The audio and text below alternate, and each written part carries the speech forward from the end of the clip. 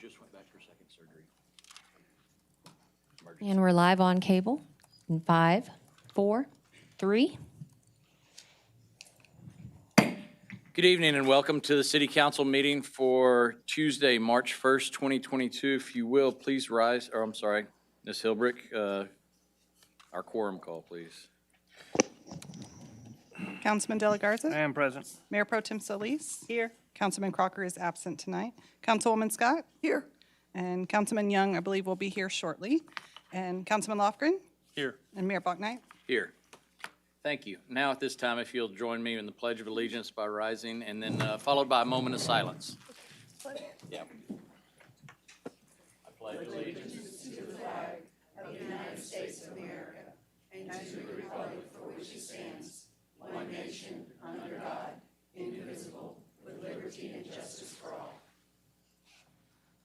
Honor the Texas flag. I pledge allegiance to thee, Texas, one state, under God, one and indivisible.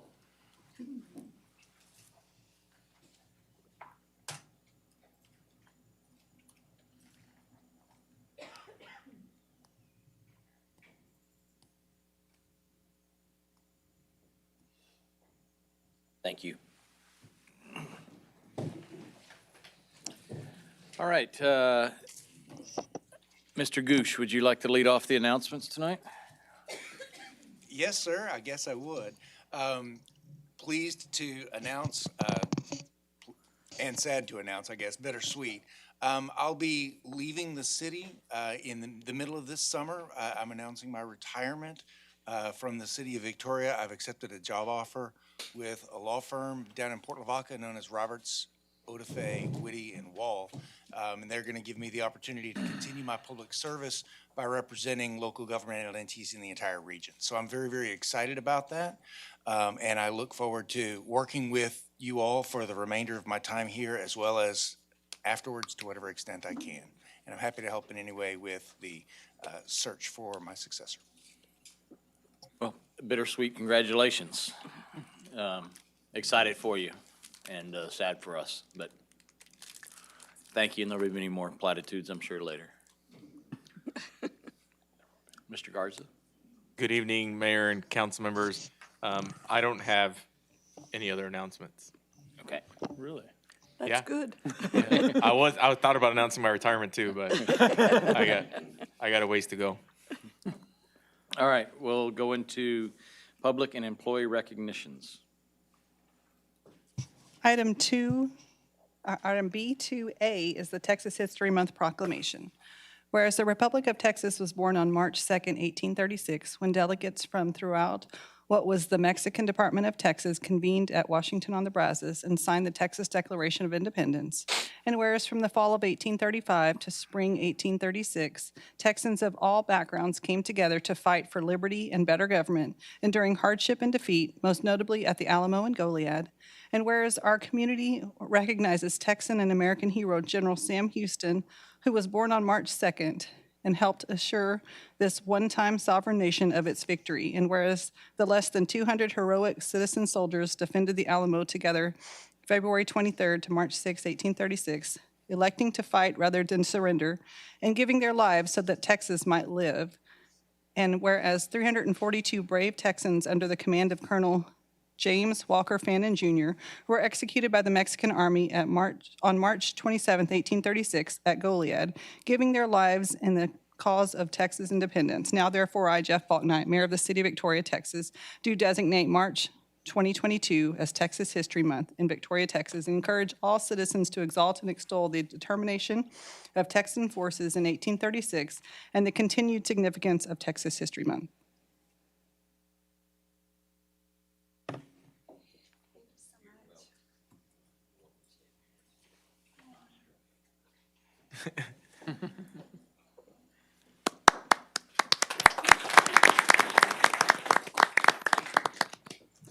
Okay, the next is item B2B, which is the Red Cross Month Proclamation.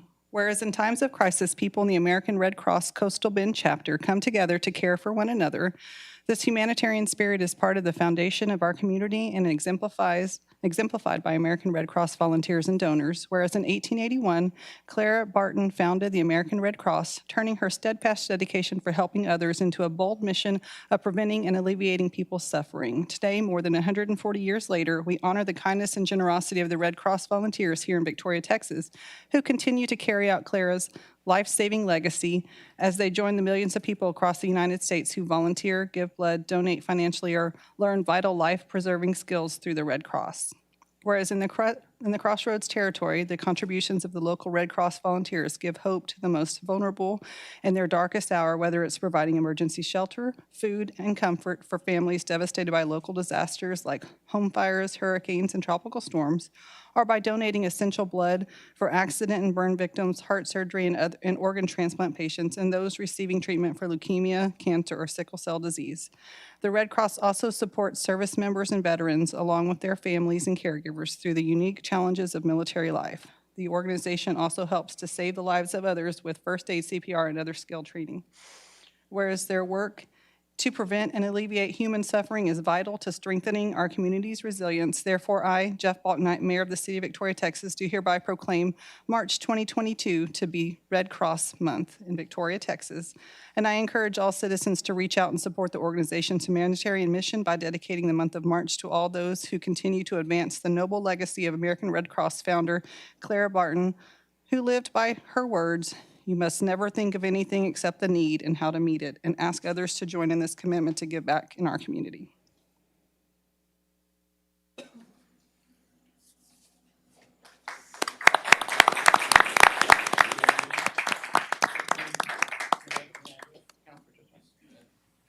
First of all, council members and mayor, city manager, want to thank you very much for the recognition. But just to make you aware, in your county, just for this fiscal year, which started July 1st, we've actually helped 26, we had 26 cases where we've had 55 individuals where we've actually distributed over $13,000 just in financial assistance to those individuals that live in your backyard. And we can't thank you enough for your support as we continue the mission with the volunteers. Thank you.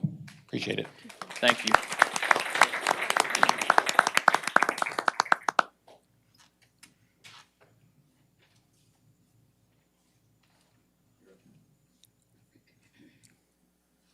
Okay, item B2C is the March 2022 Keep Victoria Beautiful Business Beautification Award. Christian, you want to come up? Thanks, April. Good evening, Mayor and Council. I am here again to announce our March winner. But before I do that, I would like to make two quick announcements. One is, as a reminder, we have our Silver City Neighborhood Cleanup this Saturday, starting at 8:30 at the MLK Junior Park there in Silver City on Callis Road. We are really excited. We have over 100 volunteers so far and at least 9 teams to help residents move large items from their homes and get picked up by our solid waste team. We're going to have other services out there, including fire department, police department. We'll be installing smoke detectors as needed. We'll have music, hot dogs. Parks department will be there. We'll have trees for residents so they can take home. We'll have United Way, Victoria College. We'll have the municipal court there. It'll be great fun. And music this time, so yay.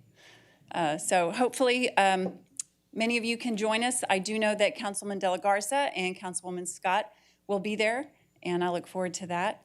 The second thing I'd like to announce is we have Key Victoria Beautiful was awarded an HEB grant in the amount of $7,300 to go towards our program work and our beautification grants that we are launching here in about a month. So good news today. And now I would like to bring up Shannon Longoria, who is on our beautification committee, to present this month's winner. Thank you, Christy, and good afternoon, Mayor and Council. Keep Victoria Beautiful is a collaborative community effort which heightens awareness to the importance of us investing in the community where we live, work, and serve. Every month, we accept nominations for businesses and organizations who are a shining example to the community. This month, our Beautification Committee has chosen an organization which has stood out not only with their renovation of an older property into a new usable resource, but by also having a constant, beautiful, and well-maintained environment throughout their property. It has been described as having a striking and well-kept entrance. It is nicely landscaped, well-maintained, and kept free of litter. Keeping this location looking good is essential to Victoria's image. We are pleased to present the March Beautification Award to the University of Houston, Victoria. Please join me in congratulating UHV and welcoming Dr. Bob Glenn, who is accepting this award, and will say a few words on the behalf of UHV.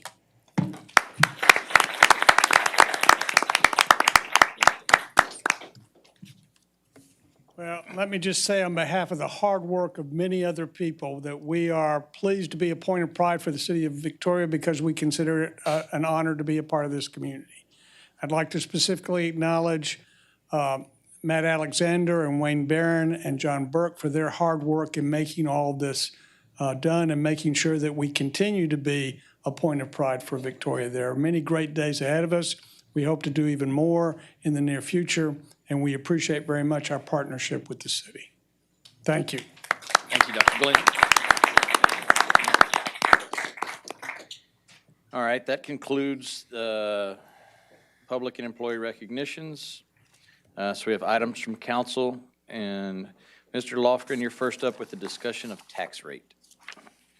It's not really tax rate I want to talk about. I want to talk about the components that make up the tax rate. And M&O is, you can consider it the cash that goes to the general fund. And that rate plus the debt rate, which is INS, make up your total tax rate. The debt rate's about citizens in Victoria pay about $10 million to the debt to take care of bonds, which are for CIP projects, mainly streets. And the debt part of your tax is 40%. I observed council since 2013. I used to, in fact, this morning, or this afternoon when I came in, I went and sat in my favorite chair over there. I don't know if you've seen Big Bang Theory, but Sheldon has his place where he sits. Well, I used to sit third row, third seat over, and if you're sitting there, it's a great seat, by the way. But I observed council for a long time, and the reason I came to council was I wanted to get my streets fixed. And in 2014, there was a discussion on council, and one of the council members said, they were talking about debt, and one person says, well, can't we borrow more money? And Gilbert said, no, our credit card is maxed out. My first thought was, I wish we could borrow more money because I wanted my streets fixed. That's why I came down there. And I spent a lot of time researching where we could get more money for the city so we could fix more streets. They developed a residential street plan, and it was based on 3% growth and on borrowing money. And my housing, I live in Castle Hills West. Tanglewood was on there. We were both supposed to be done in 2020. We're still discussing those two housing divisions. It didn't work. I thought about the debt thing, and I realized that, is that really the way you want, when I handle my own personal affairs, I try and pay cash as much as I can. So I had to try and understand how the M&O and the debt rate went together. And really what Gilbert was saying was, when he said our credit card is maxed out, what he was saying was we can't borrow any more money, otherwise we'll have to raise the debt rate, which would raise the tax rate. Because we could have borrowed more money, but we would have had to they would have had to raise the tax rate. I'm not for raising the tax rate. That's not what this conversation's about. But I looked into how much interest we've paid. And over the last 10 years, the city has paid $34 million in interest, and over 20 years paid $66 million in interest. Paying cash for stuff saves money. Using credit takes care of your present needs, but it sacrifices the future because you have to make a payment and pay the interest. Is our borrowing out of line? Do other cities borrow? Well, there's a website. The comptroller has a website. You can find out all the taxes in the state. You can find out school taxes, county taxes, city taxes. There is a spreadsheet. There's an Excel spreadsheet every year on city taxes. I took the top 100 cities by market value, and I sorted them by different things. And people up here on the council actually have the data. But if you look at debt rate, we rank 90th, which means 89 cities above us, their debt rate is lower than ours. We rank 38th in M&O, which means the cities below us are spending more on the cash side than we are. We're out of balance. When you look at it, you can say, well, we have a lot of needs and wants. Every city on that list has a lot of needs and wants. And we have more needs and wants than we ever had money for. I was at the Citizens Academy with a bunch of the people up here, and there was a question about what could we do to attract people to Victoria? And my answer was, I want to make everything better here so everybody wants to stay here in Victoria. And I want to make everything better, but our financial situation needs to be better too. We're borrowing too much money. Now, I do not want to eliminate debt. I would like to cut debt. I would like us to think, and the reason I brought this up is because I know at the next, on March 11th meeting, we're going to talk about the CIP, which is borrowing money. And that's an opportune time to think about, if we don't borrow quite as much, maybe we can move some money over to the M&O side. Now, it makes it hard to move over to the M&O side because costs go up. That gentleman there, Jesus, he'll want more money for certain things. I know what they are. We've had conversations about it. Pay raises, police getting more money. And there's a stipulation by the state that you can only raise M&O 2.5%. 3.5. Is it 3.5? Thank Yes, you. sir. That's even better. My point is, if we could borrow less and move it over to the M&O side, that money, we would be paying less interest, and we would have more money each year in the general fund. And if we dedicated it to CIP, that money would always be there whether there was growth or not. Because when there's no growth, we can't borrow.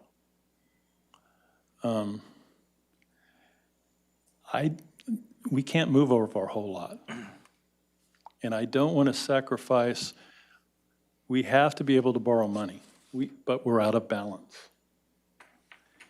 It's happened from the past. We borrowed a lot of money, and so the cycle has continued. We need to slowly get out of the cycle.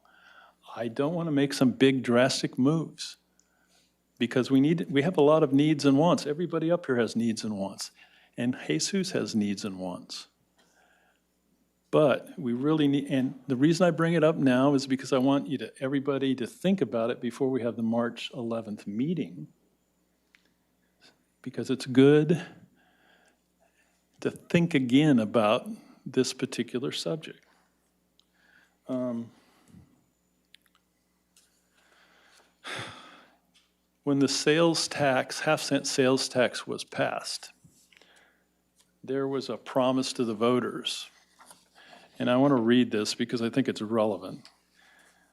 The additional revenue raised from the half-cent sales tax will allow the city to adopt a pay-as-you-go approach rather than use bond indebtedness to fund infrastructure maintenance need. Simply put, the city could pay cash instead of borrow, thus avoiding interest, costs, and debt insurance costs. we have to have debt, and we can't eliminate it, because if we need to do a big ticket item, we always have to have some debt there. If we eliminated the debt, and then all of a sudden we needed to do something, that your tax rate would go out of sight. And we have needs all the time. So all I'm asking council to do is think about this, because I want everything here better, and I want our financial situation better.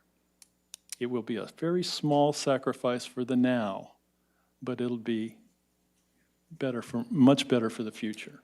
And it's funny, because I'm the oldest person up here, by the way.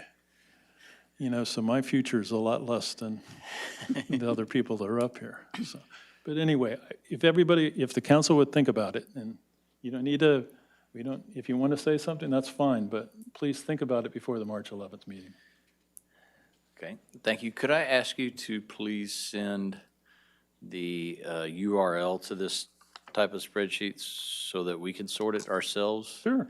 And you can send it to Jesus, and he can send it out to us or whatever, but just, because I was just going through it and looking, and while we're 90th on the list on the way you sorted it, 18 of those that are higher ranked, or 1 through 89, 18 of those have a higher overall tax rate. They do. They do. And you can look and see what our tax rate is. I ranked everything. I ranked tax rate, I ranked market value. Yeah, we're 58, that's, okay, so we're 58 out of Yeah, whatever. that's our total tax rate. So, I mean, we're in the middle of the pack with total tax rate. Our tax rate, that's not really the problem. The problem is we borrow a lot of money, and we've done it, and we've continued doing it, and we've continued doing it. And we sacrifice, when you borrow money, you sacrifice the future. It's just like if you have a large credit card debt, okay? Well, then you can't turn around and buy something in the meanwhile, because you have to pay off your credit card. So I just want everybody to think about it. I'm not asking for a big move. We need to think about it every time we borrow debt, just move a little bit over. And then in the future, we will have more money in the general fund all the time there. You're talking about $10 million every year that we pay in principal and interest. It'd be nice if we had $10 million every year automatically to take care of it, and not paying the interest. So just think about it. Okay. And it's a lot to think about, but we'll endeavor so we can have a good conversation in March. Right. Mayor, can I add Later in just March. brief Yes, sir. remarks? You sure can. I obviously could say a lot around that topic, but I do want to make a couple of clarifying points. So this fiscal year 22, out of the COs, which is the debt that is backed up by the property tax rate, we have a debt service payment commitment of close to $1.9 million. 10 years ago, that was 4.3 million. Right. To put into perspective how much less we're paying in debt service commitments out of COs, or for COs, in 2022 versus 2012. I'll also point out that currently the debt service tax rate is 23.76, and 10 years ago it was 25.54. So the debt service tax rate has gone down. The debt service tax rate would go down because the penny would be worth more. So even Right. if you were paying Correct. the And the same same applies for amount, the whole tax rate. it would Right. automatically go down. Right. And the same applies for the whole tax rate. Right. Yeah. Right. Which 10 years ago was 64.5, and now is 58.82. Right. So I mainly wanted to clarify how much money we spent on debt service Okay. a year, Okay. which is 1.9 for the COs that we have budgeted in fiscal year 22. Well, from the budget, the debt service is 9,600,000 and some odd thousand.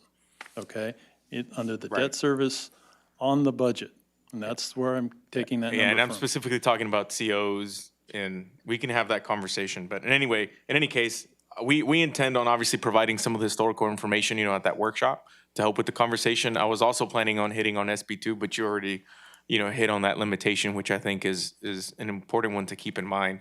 And the other comment that I'll make is that thanks to that half a cent for sales tax, the VSTDC in the city has been able to spend over $110 million since its creation on streets, drainage, and utilities that was not debt. That was pay as you go.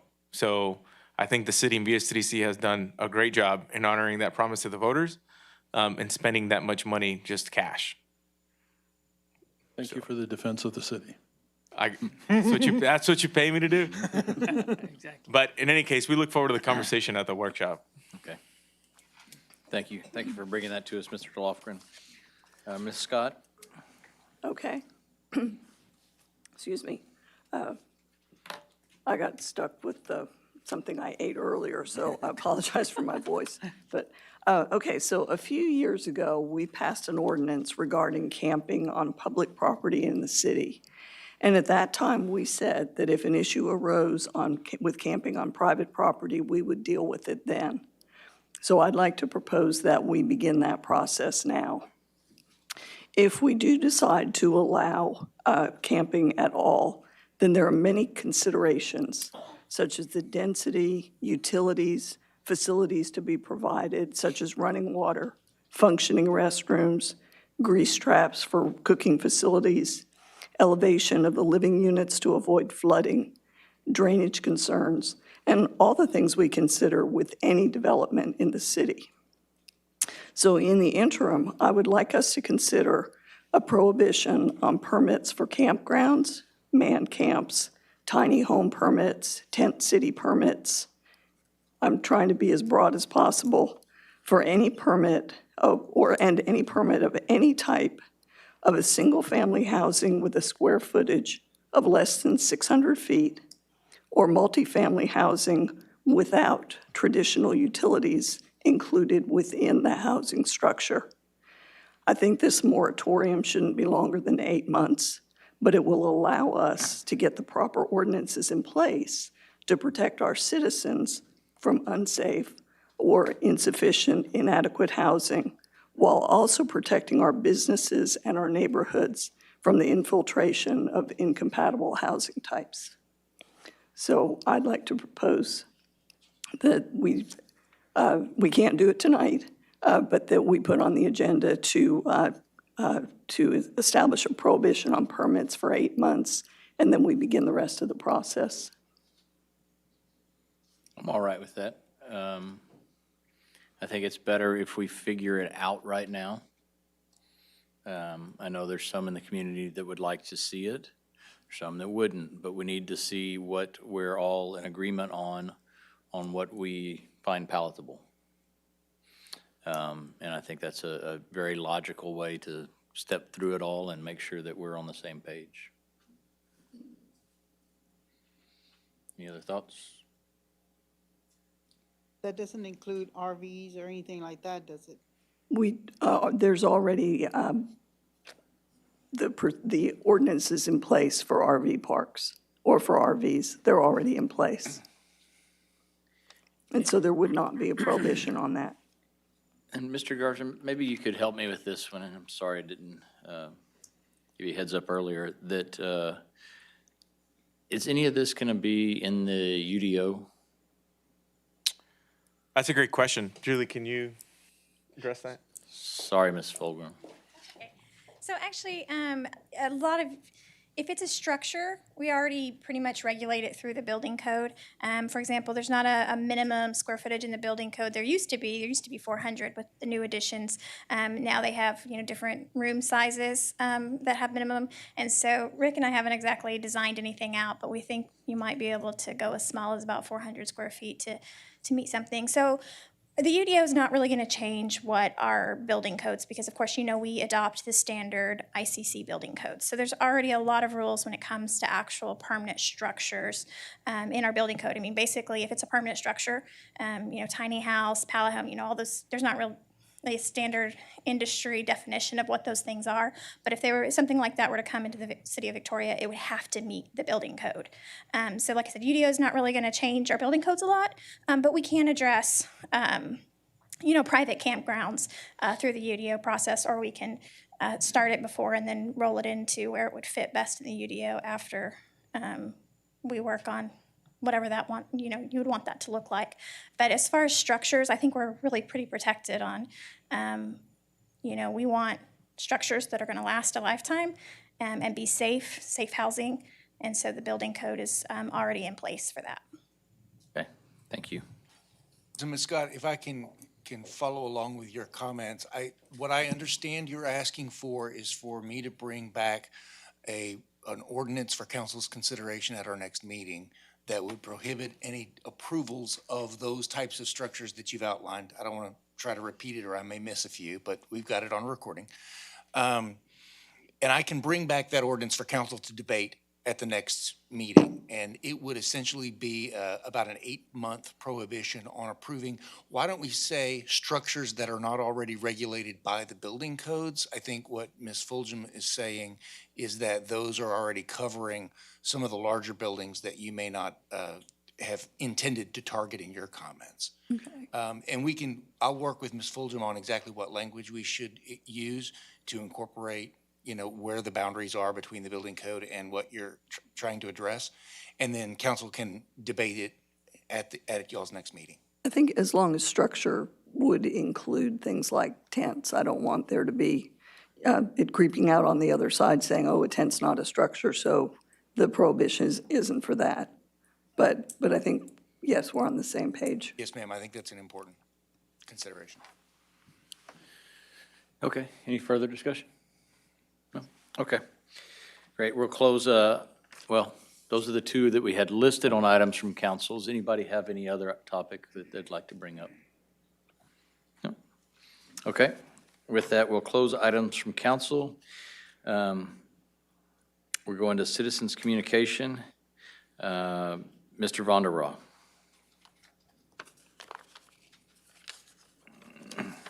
Good evening, council and mayor, executive assistant, and mayor pro tem.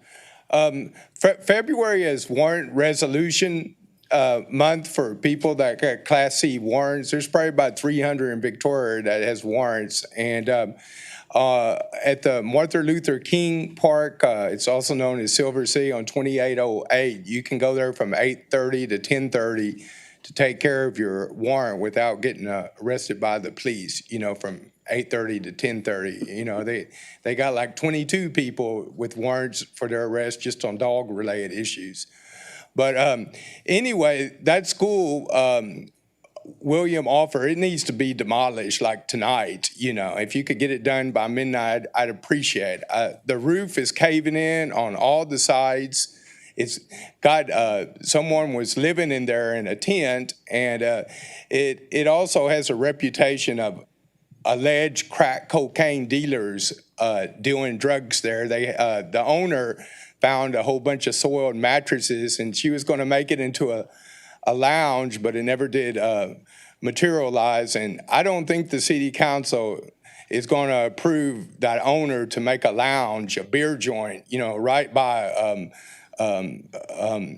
a group home and a school. And there's a bunch of boards and trash all over. And also you have access to get in through a window I showed on that sheet. A person could crawl in there. And anyway, it says F the police, no pigs, suicide boys, and a lot of graphics, nasty graphics.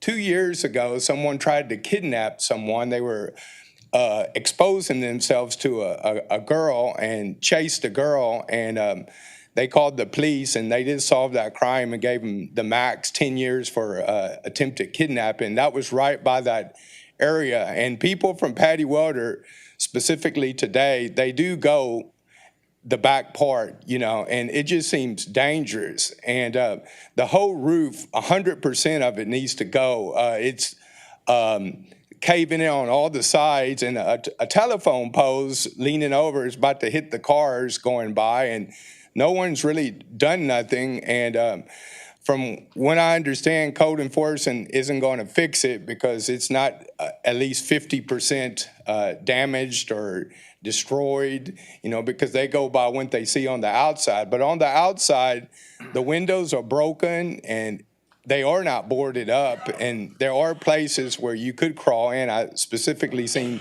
2 places, and it just it's a dangerous place to be, and I wish someone could do something. Thanks. Sorry about the time expired. Thank you, sir. You got it. One quick item I forgot to mention when we were talking about this prohibition is that we'd received an email from another governmental agency, or it appeared to be from a governmental agency earlier today. And I was assured before this meeting that that is not the view of any governmental agency, and that it was maybe individual, but it was sent through a governmental agency and it shouldn't have been. So I just want to make sure that everybody understands that. And then we'll go into the rest of them. We have 6 more. Miss Jill Blucker. And please limit your comments to 3 minutes. Sorry about that, sir. You did very well. Thank you, City Council. I have heard some of our city government say that our homeless population looks bad to prospective businesses. They want to move them out of the public eye. Bars have been installed on our bus stops to keep people from sleeping there. The rub of that is that people don't cease to exist when you can't see them.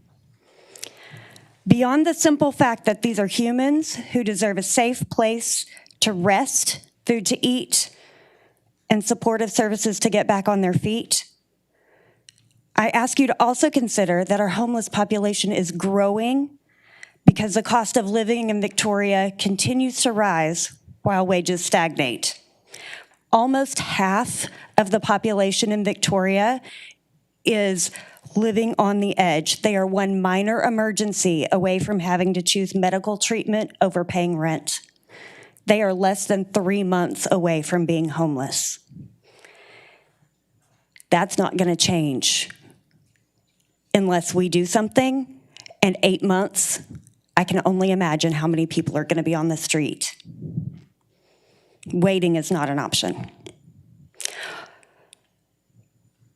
The question I have for you, City Council, is if you don't want a safe and sanctioned area where they can be temporarily housed, where they can get supportive services and be safe, where do you expect them to go? Camping bans and vagrancy laws has made it literally illegal for them to exist. Wouldn't it make more sense and be more decent to provide safe places for our neighbors in need? Thank you. Thank you. Ms. Hastings?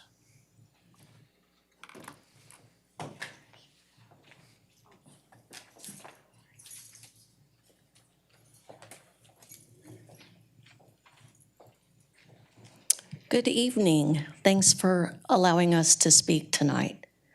I'm Patricia Hastings. I'm the Executive Director of Christ's Kitchen, a community health worker, and a concerned citizen of our area. I've worked with the underserved in Victoria for about 15 years now. Currently, Christ's Kitchen, if you don't know, is serving approximately 800 meals per day. And that's not just to homeless people, that's those living on the edge, one minor emergency from homelessness. So we have a bigger problem, but we'll discuss that at another time. Housing the homeless takes time. Time to connect to necessary resources, which would include mental health, IDs, birth certificates, Social Security benefits if necessary, employment opportunities, and much more. Until these resources are met, where do our homeless stay? At this very moment, on the Christ Kitchen grounds, there are 5 homeless community members packing up and moving to another place they can't be. The Salvation Army is full. Perpetual Help Home is a program. And Mid-Coast Shelter for Women is designed for domestic violence victims. We can do better, guys. We need a safe place for these community members in the interim. A sanctioned encampment would provide such a safe place. I urge you not to approve a moratorium on private campgrounds within the city limits. We have one community member, it took us 3 years to get him the services he needed to be housed. And now he's safely housed in permanent supportive housing run by Midcoast Family Services, who are doing a great job, but we just don't have places to put our community members. Also, we have another person who was in the Christ Kitchen camping area who has just recently, after a year, gotten her into perpetual help home. And she's doing phenomenally. But it takes time, and we need somewhere for these community members to go in the interim. So I urge you to not vote for a moratorium. Thanks for hearing us. Thank you, Ms. Hastings. Ms. Beaver.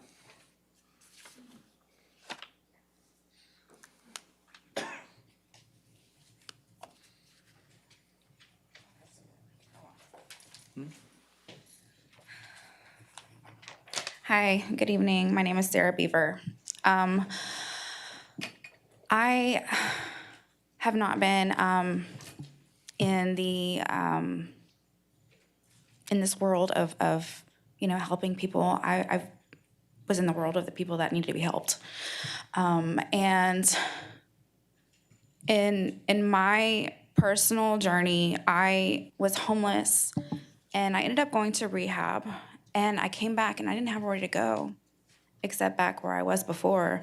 And thank God that I had, I found support. And I was able to get housed in a safe place. But this wasn't an emergency shelter. This wasn't, this was like an exception to the rule, right? My story. So I was lucky.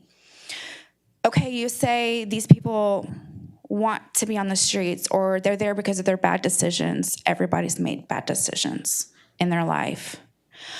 So say we send everybody off that needs mental health, go send them to the mental hospital, get them better. Where are they gonna go when they come back? Back to the streets. People who are addicted to drugs, send them to rehab. When they come back, where are they gonna go? Back to the dope house, back to the streets. I see a need, and I see a lot of people in my work now that just fall in the cracks. People have like a solution for their immediate problems, but their immediate problems aren't get a job. It's get some decent sleep, be able to take a shower, eat, and then let's work on getting your documentation. I mean, who's gonna hire somebody who smells bad and doesn't even have a driver's license or an ID? That's what a safe, and I'm not going to call it an encampment because we're not talking about tents here. We're not talking about camping grounds. And this is some place where we can help people get on their feet, figure out what they want to do in life rather than just go from trauma to trauma to trauma in their life. And I don't believe that, like it was said before, what's going to happen in 8 months' time? What are we going to do for these people? Are we just going to shuffle them out of sight? How can we help them there if we can't even find them? Are they just going to die alone? Thank you. Thank you, Ms. Beaver. Ms. Kalk.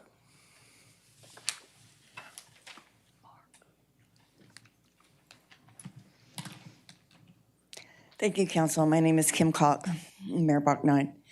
I'm speaking to you, number one, as a sober addict of 17 years. I'm speaking to you as a person who has become homeless herself because of a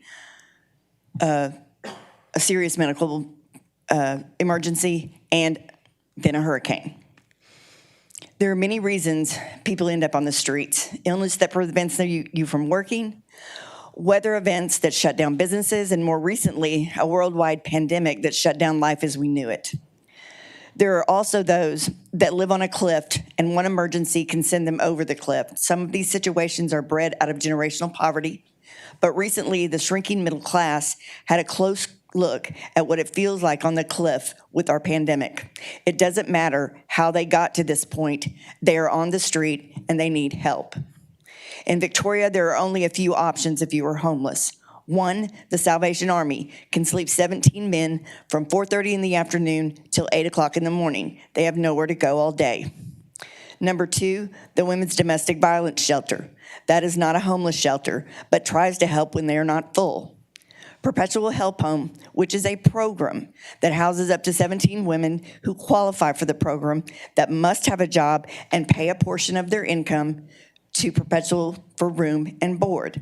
Promise Point is a permanent housing community for the chronically homeless. It is not an emergency shelter. The residents pay rent. Again, they need a job or income. The Wellness Center by Gulf Bend, which houses those with mental illnesses that need supportive housing, is only a few units and it's usually full. And plus you have to qualify with a mental illness. While people are in crisis condition on the streets, it's almost impossible to find them permanent housing through rapid rehousing programs due to the need for documentation and, again, income.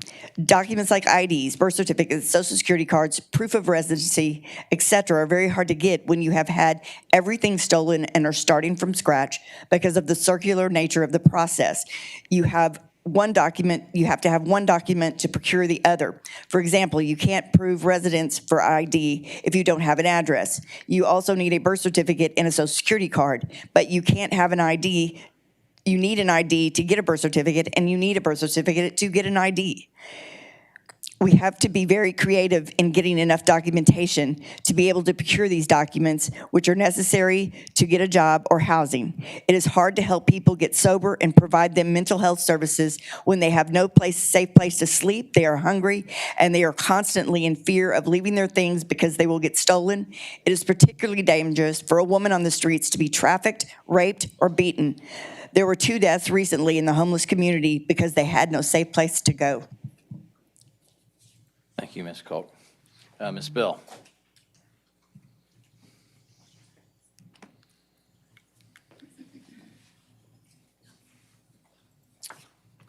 Good afternoon. Coming from being homeless into the Perpetual Help Home, it's a big difference from being out in the streets every day. It's an unsafe situation for any person to be in. Just take yourself out of thinking about it as it's not yourself. Think about it as it being someone in your family, your loved one, that you'd want them to be safe. Because being out on the streets is not safe for anybody. You don't know how you're going to wake up or if you're going to wake up. You see a lot. Just a safe place for them to be able to sleep, to shower, just to know that there's people there that care. Help them get whatever it is that they need to be able to maintain, to get themselves back on track. Thank you. Thank you, Ms. Bill. Ms. Pickens.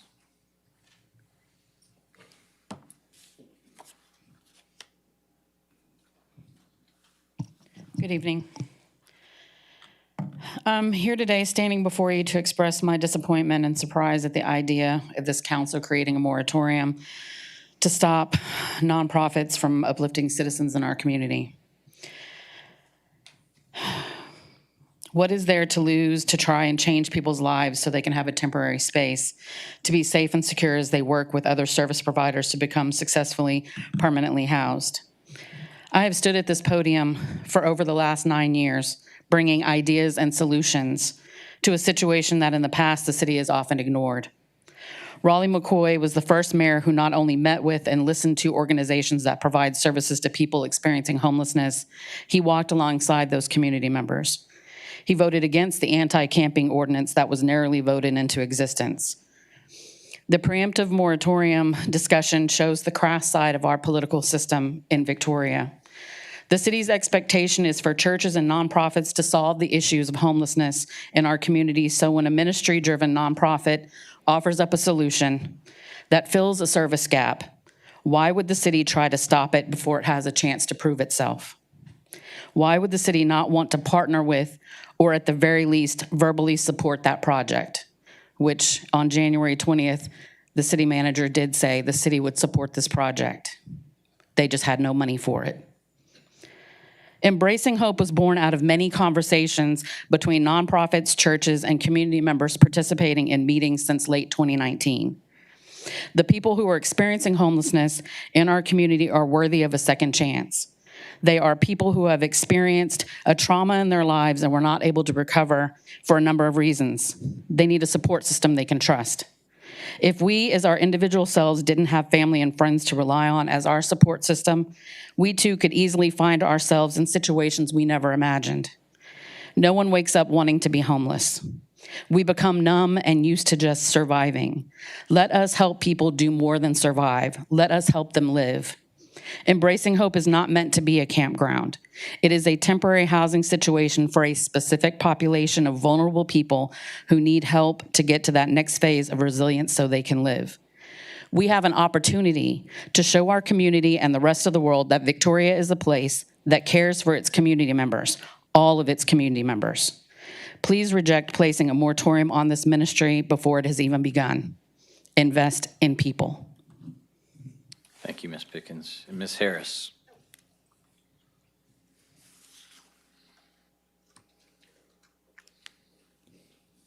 This is gonna be kind of off the rip, so excuse my stuttering. Council, Mayor, thank you for letting us speak, and my friends. I think that my approach is a little bit different, and you know, how are we gonna increase public safety and save tax dollars in the end? I came from the outskirts of Austin, and you're aware of that homeless problem that was induced by the council turning a blind eye to it. Now spending billions of taxpayers' dollars to house individuals in hotels. You have states that send tickets, bus tickets to individuals to Austin to live there, to accommodate them, because Austin did not address the problem. And I'm not saying tent city is not, we fight about this all the time. I'm not saying tent city is a goal, but how are we properly investing our tax dollars into remedying this problem so we don't end up like Austin? When I got here a year and a half ago, my first question was like, where are all these homeless folks coming from? There is a huge population for the census in Victoria County, or Victoria, the city of Victoria, of homeless folks. They're very visible. And I've been asking that, and nobody can seem to give me an answer. I've even asked a couple folks, and you know, sometimes disasters will bring folks in with, hoping to utilize resources, and, the hurricane, I'm sure some folks flew in and stayed. There is a large homeless population. If it's not addressed in some sort of fashion, taxpayers are gonna end up being forced to accommodate it with tax dollars. Public safety, law enforcement, it's not fair to have them herd cats. It's not fair to them. They're not trained to deal with homelessness and tent cities and mental health problems. When they call Gulf Bend the crisis line on a weekend, they'll tell them they'll be there on a Monday. So then they're stuffing them in the jails. That is more tax dollars. What, $64 a day per person? I mean, this is, if you guys want to accommodate your constituents, you should really consider their tax dollars and where you're going with this. I don't know what a memorandum, or what is it? Moratorium. It sounds like something from a funeral home at this point to me. I mean, it sounds like a sanction or maybe a temporary restraining order in my language. But I'm assuming that, it's going to prevent people from getting any sort of permits. But you really need to look at the future and where you're going with this. If you're going to just turn a blind eye and say, go away, they're not. They're coming here by the tens. I mean, with the warming center, I mean, the carnival that came through town left a few folks.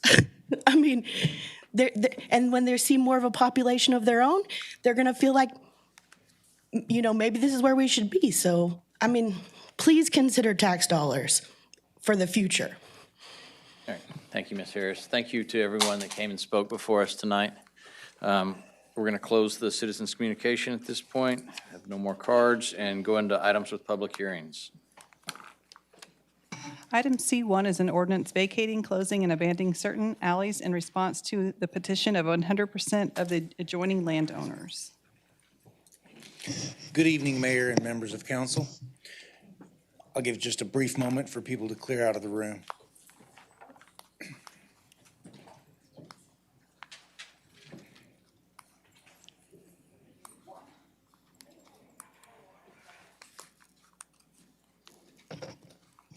Mayor, members of council, the city has received a petition from property owners seeking to abandon an alley, a couple of alleys within the city limits, and I'm here tonight to present that petition to you for your consideration.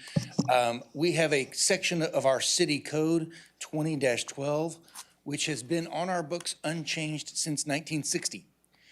It says that if 100% of the owners of all lots or parcels adjoining an alley shall petition the city agreeing to abandonment of that alley, then the city council will pass an ordinance vacating, closing, and abandoning that alley. I want to point out the word will in the third highlighted phrase there. I believe this is a mandatory, not discretionary action on the part of the city council. Could I interrupt for a minute? Yes, sir. We're having technical difficulties over here. Everything's flashing. It comes on, then it goes black. I think just that side. Apparently, it's these three. I will just look at the screen. You can move to Dwayne's seat. I was trying to move Just it here kidding. and it Hey, started this one flashing. doesn't work either. Yeah, we can read here. We'll read here. Sorry. That's quite all right. So, as I was saying, the city council's action here is mandatory, not discretionary, so long as the petition meets the requirements of the code. I've reviewed the petition and it does meet the requirements in the code. I've also met with both the Public Works Department and the Development Services Department to determine whether there are any needs for us to withhold easements or other access in the alleyway, and there are none. So very briefly, let me show you the two alleys that we're talking about. On this map, you can see Detar Hospital highlighted in pink in the center of the map. And if you look at where Rio Grande Street is, 714 East Rio Grande is the first of the two properties that are being discussed tonight. It at one point was used as a car dealership in its history. It has been used for other things since, I believe, including used car lots. That property, when viewed from an aerial image, the highlighted purple here is the property owner's property, and you can see that there is an alley that intrudes halfway across the block. That is on the original plat that was filed with the city, we think in the 1950s, and it has been there ever since. There is no need for that alley to continue. As you can see, there is only one property owner that owns all of the adjoining property, and that is the property owner that has requested the abandonment. That's the Ted Wilkinson Family Trust. The second property that is alleyway is being requested is on the adjoining block. It is owned by the same property owner, and that property has been used as the Wilkinson Collision Center in the past. I do not believe it's currently operating. I'm not sure about that. If you look at that parcel in the overhead imagery, again, the purple highlighted section of this map shows the property owner's property, and you can see the alleyway intruding into that property. Also has been platted that way since the original plat, probably from the 1950s. There are two parcels on this block that I did not highlight. That is my own failure, inability to operate our software correctly. I did confirm both of those parcels are owned by the same trust, and so all of the adjoining property owners of that alley have requested that the alley be abandoned. And so as a consequence of that, it is mandatory that council abandon that alleyway, and I've prepared an ordinance for your consideration tonight. Thank you, Mr. Gooch. At this time, I'd like to open a public hearing for item C1. Anybody wishing to speak on this topic, please step to the microphone. Seeing no one, then I will close the public hearing and entertain any motions. So move. And I'll second. We got a motion and a second to approve item C1. Is there any further discussion? All those in favor say aye. Aye. Those with the opposed, same sign. All right, ordinance Passes. And then C2. Item C2 is an ordinance abandoning Herod Avenue and Avenue A being unimproved rights-of-ways within the Herod subdivision and located east of South Florence Street and north of Pleasant Green Drive. Good evening. So this is not an alley abandonment. It's actually platted rights away for roads that were never developed. So the ordinance that Thomas was just referring to doesn't apply. So it is discretionary. But the owner of the surrounding properties, Magic Industries, requested abandonment of these two unimproved rights-of-way so that they can have a future expansion of their facility. Staff does recommend approving this abandonment. You can see I've highlighted in green the two rights-of-ways that are being proposed to abandon, and they do own all the property that is in red. This is the subdivision plat back from 1948 that dedicated those rights away to the public. And again, staff does recommend abandoning these as they are unimproved. It would relieve the city of any future maintenance liability and facilitate the property owner's expansion. So I'd be happy to answer any questions. Julie, do we have any water lines or sewer lines going under those streets? No, ma'am. And we checked and would not need to retain any easements for any reason. Okay. I have a question. Yes. On the slide, you see the number 1. There's two number 1s. One is on a building and one's on a lot. So if you look at the actual plat, you can see those are lot numbers and block numbers. And so the property owner would be replatting this all into one lot to facilitate that future expansion. And so it would essentially become one lot. But you can see from the original subdivision, there were 2 blocks. Block 1 has 6 lots. Block 2 has 3 lots. And so what those numbers on our map are representing the actual lot and block numbers of that platted subdivision. So it appears that the first small one is on a building and there's a 4 right behind it. What is that 1 and that 4? Those are the lot numbers. There's 6 lots in that section. Okay, And that's all they are. 3, yeah. that's all Yeah, they're they just are. lot numbers. And If you Magic see the Industries owns all of those properties. If you see the big one, there's a faint green circle around it. That faint green circle is that's a block number. Right. Gotcha. I'm sorry. Okay.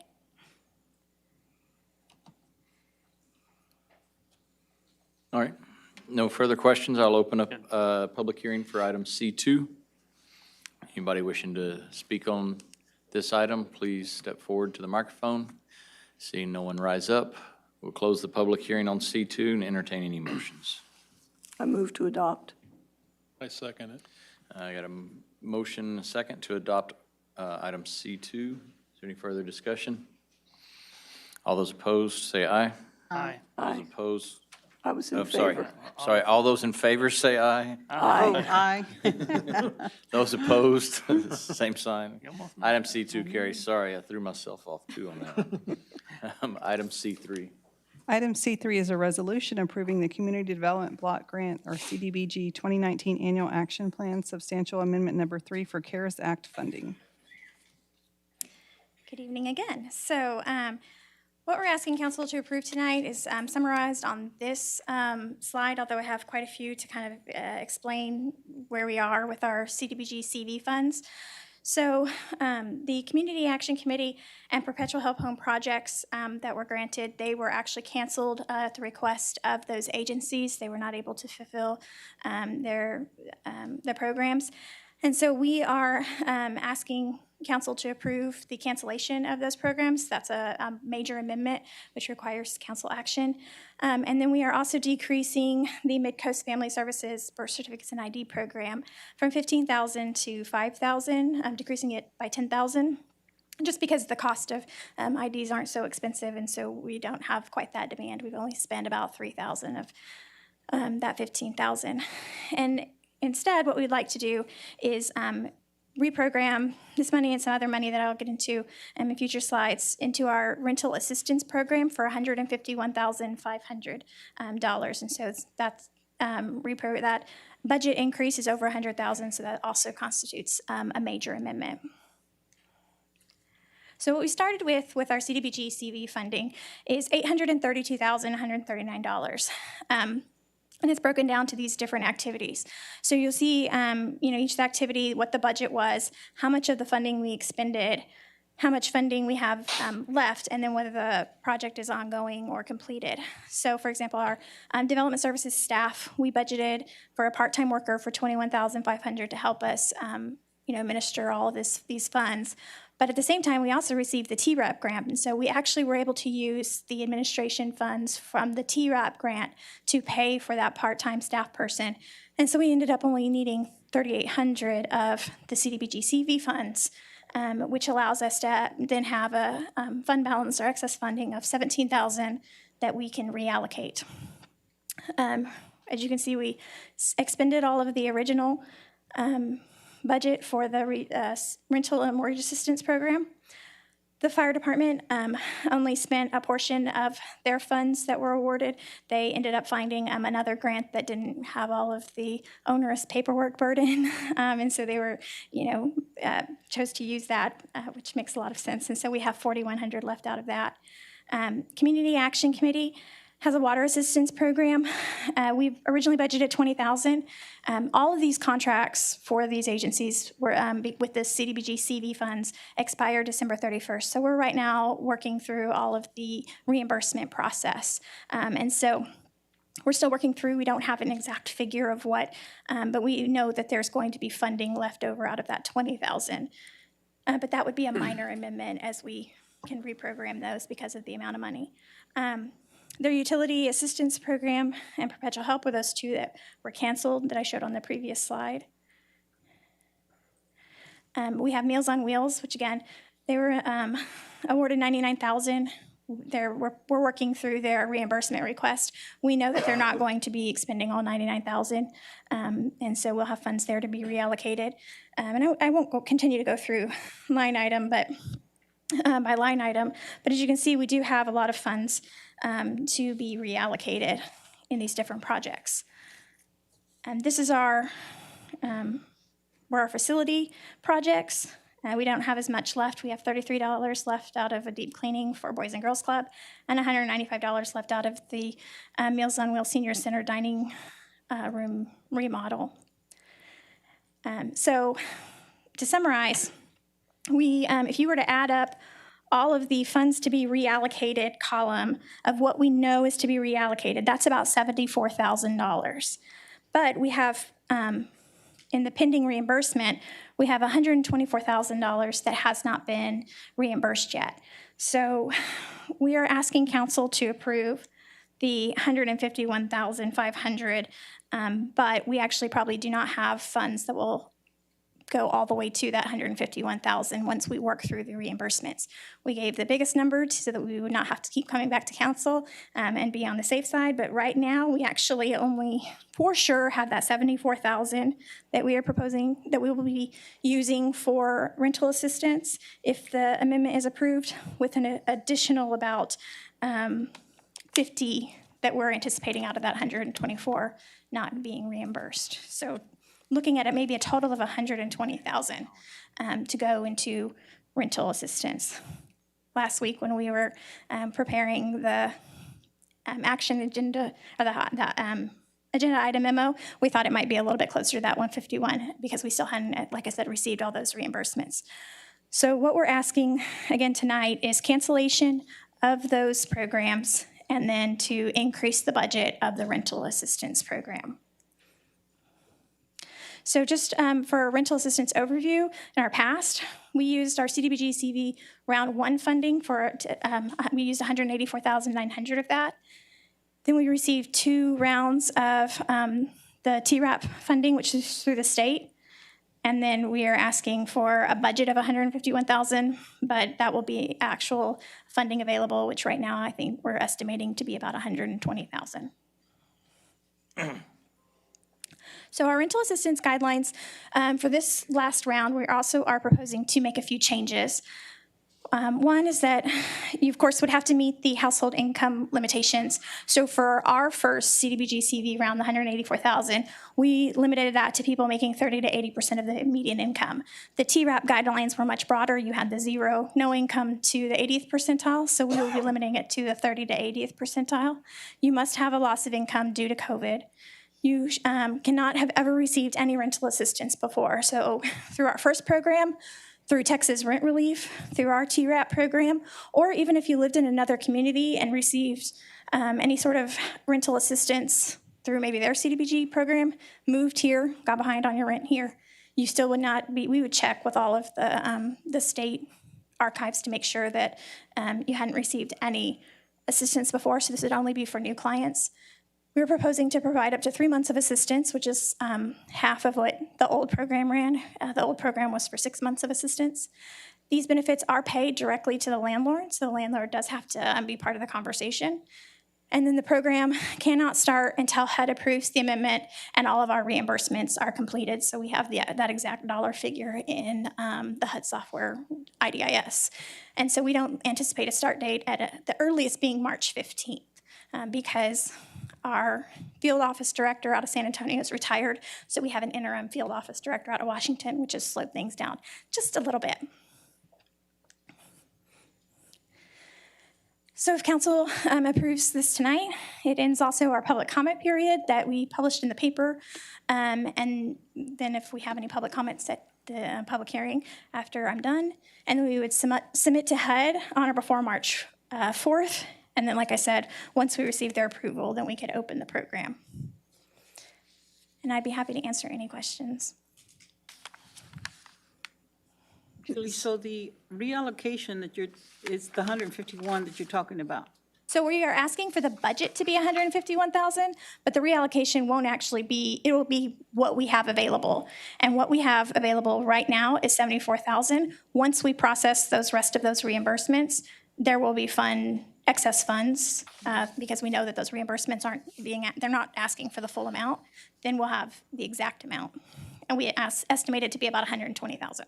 When do you think you will have that finalized on the reimbursements? Before HUD gives us the okay, so hopefully by March 15th, the next 2 weeks. Okay. Did we write these guidelines or did somebody else write them for us?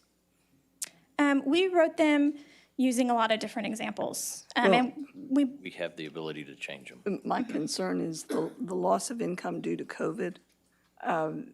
So these are CV funds, so we have to have a COVID tie back. Say again?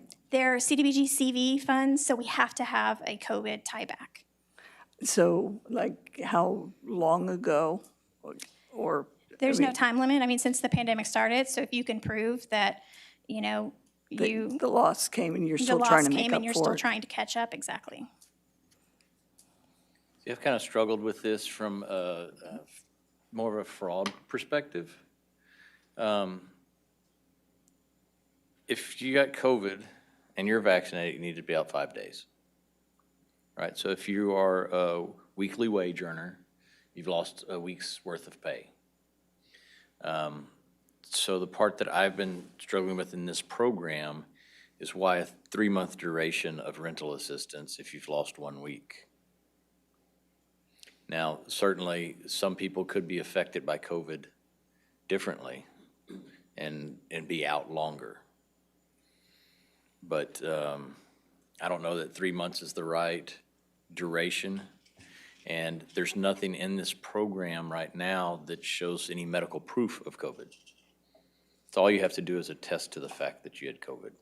Well, of course, your employer could have had a COVID situation and have canceled work or something along. I mean, so I guess I'm trying to fit it all together, and I see where you're coming from.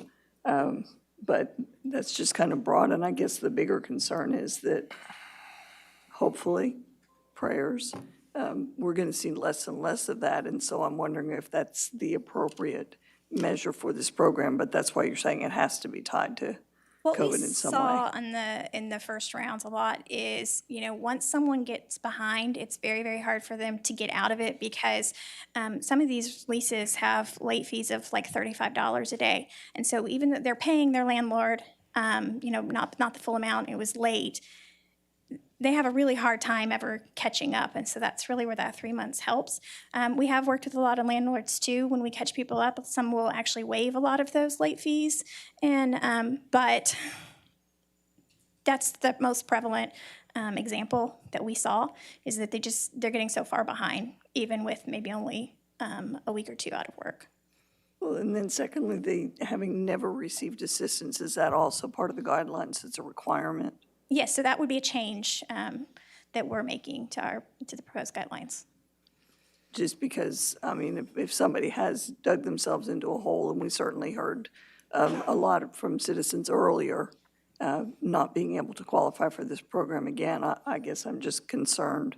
Well, the CDBG has a 6-month max timeline, and it's also tied to fair market rent. And so we want to only help new people because we don't want to have to get in a situation of chasing reimbursements if we find that we overpaid them. And so really it makes it a lot easier for us to run and process the program to only accept new clients.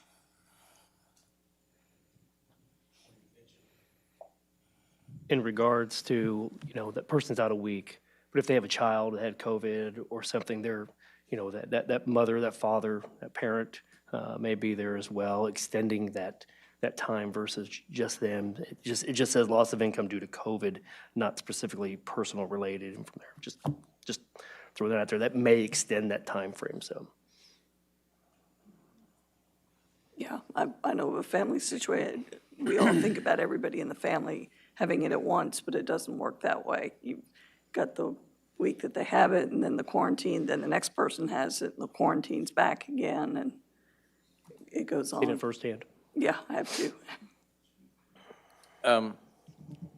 The other point I wanted to bring up, and this is more for our discussion, not a question for Ms. Fulgham, but, and speaking and hearing from JP's, the eviction rate isn't even back to where it was in 2019.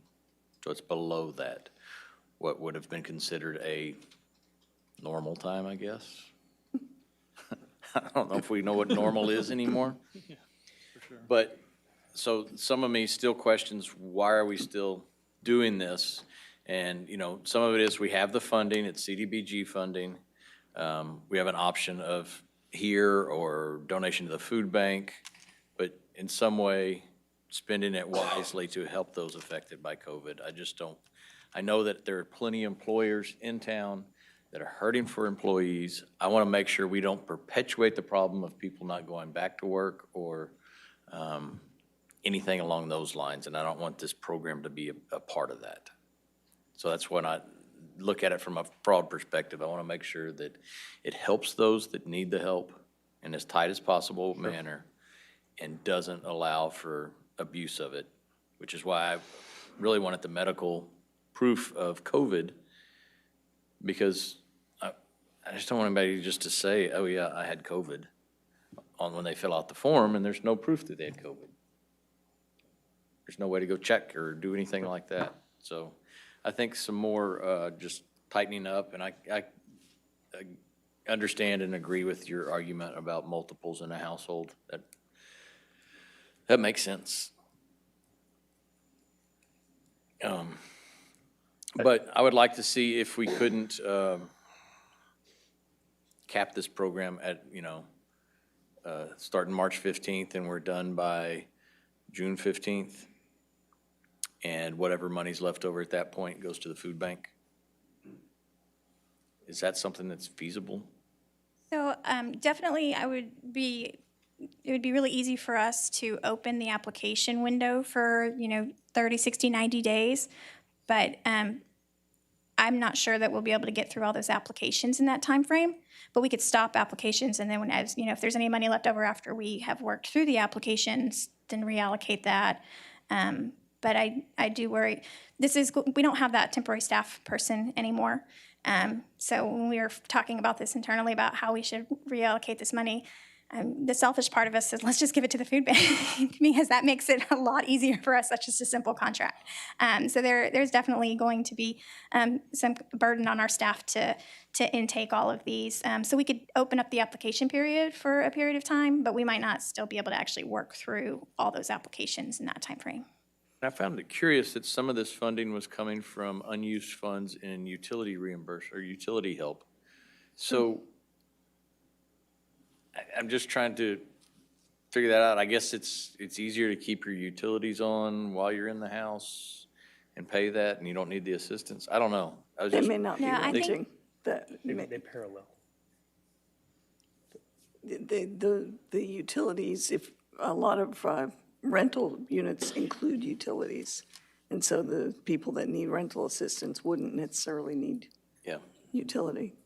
Julie, what's the difference between this CARES CDBG and your regular CDBG allotment? Is it the same? Did it change? What's the difference? So there's different guidelines. A lot of them have been relaxed. For example, usually we have that 15% cap on public service activities where we don't have a cap on these funds. The main thing about these funds is that there has to be a tie back to COVID.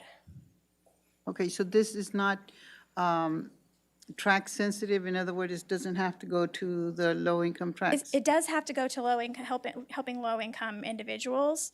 So that you still have to meet the income guidelines, but it has to be in response, preparation, or prevention of COVID. So it there's- is separate from the regular CDBG Yes. funds that the city gets? Yeah, so the programs that we usually dedicate toward tracks like demolition or lighting, they don't really have a tie back to COVID, so we haven't really run programs like that with these funds because you have to have that preparation, response, or prevention to COVID tie back. Okay, so this money is for us to use for this, and if we don't use it, it doesn't go back to the government? It will go back. So we have until December 31st of this year, 2022, to spend the funds. Or is it 23? 23, sorry. We have till December 31st of 2023 to expend the funds, but we're down to that last. We have 124 that hasn't been expended, and then we have 74,000 that we want to reallocate immediately. So we would really like to close this grant out. I'm just curious from a data point, and this is the engineering side of my brain, of all those that have already received this, how many ended up being evicted and how many ended up getting to stay?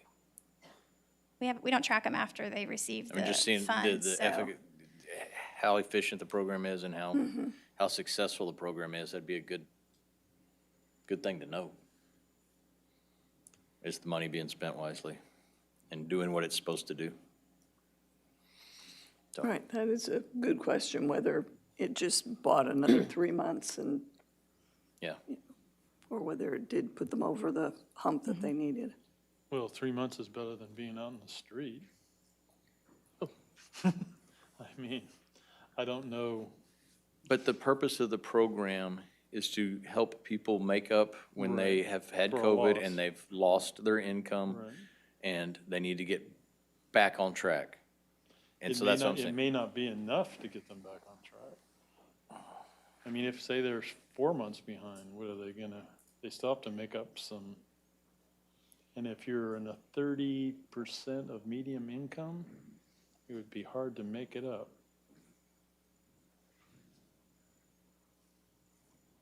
Depending on your situation. Yeah, it's all dependent upon your Yeah, rent. It's all depending on your situation. That information is probably in the applications, that if we really wanted to dig into it, we could ask. So let me ask, I'm willing to capitulate on the 1 month versus 3 months. I'm fine with that. Anybody for medical proof of COVID? Well, I think a lot of these people that will apply might have a hard time even finding the medical proof. Well, the way they're How gonna do know you- that they have COVID is they're gonna get tested. Tested. If they can prove that they've been tested, So I if they've guess. gotten tested, the results should be good enough. Not a letter from an actual doctor. If they Right. went to a lab and the lab says, yep, Yeah, that would be good enough. you've been sick for the last 5 days because you've had COVID. That should be just Yeah, that should be sufficient. proof of COVID positive from anybody in the family, children. But not spouse. just putting it on an application. Define proof of COVID. Bring in the test. Positive test. Positive test. Positive test results. If you, Same thing you'd have to turn into your employer, right? I mean, Well, I think Yeah, there's but also something a- going back for 2 years may be difficult to find a well, piece and of with the paper. prevalence of home tests now Yeah. that we didn't have originally. Isn't there a test that they can tell you that you've had COVID? That's My the daughter took it. antibody the antibodies test. test. There's an antibody test, but however, your antibodies are going to wane, so that's, Yeah. I mean, you could have them with the vaccine. Well, we could require either the positive test or circumstances documenting it. So because it's a loss of income, we've also, the first round we did, even if they did an affidavit, they had, we had their income. We have to do their income determination. They receive all their statements. And so you would see that they didn't have the income. You don't know why. But you don't know why. A letter from their employer saying, yes, he was out due to COVID for a month and. Something We besides received just those. filling it out and saying I had COVID, or my child, or my parent, or my spouse had COVID and we lost money.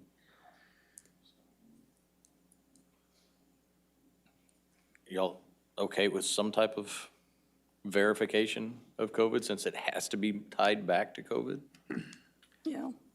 I think the question should be on there. I don't know how they'll verify it, but I mean, right now, it's just, I experienced the loss of COVID, check the box. And So we have received letters in the past from employers.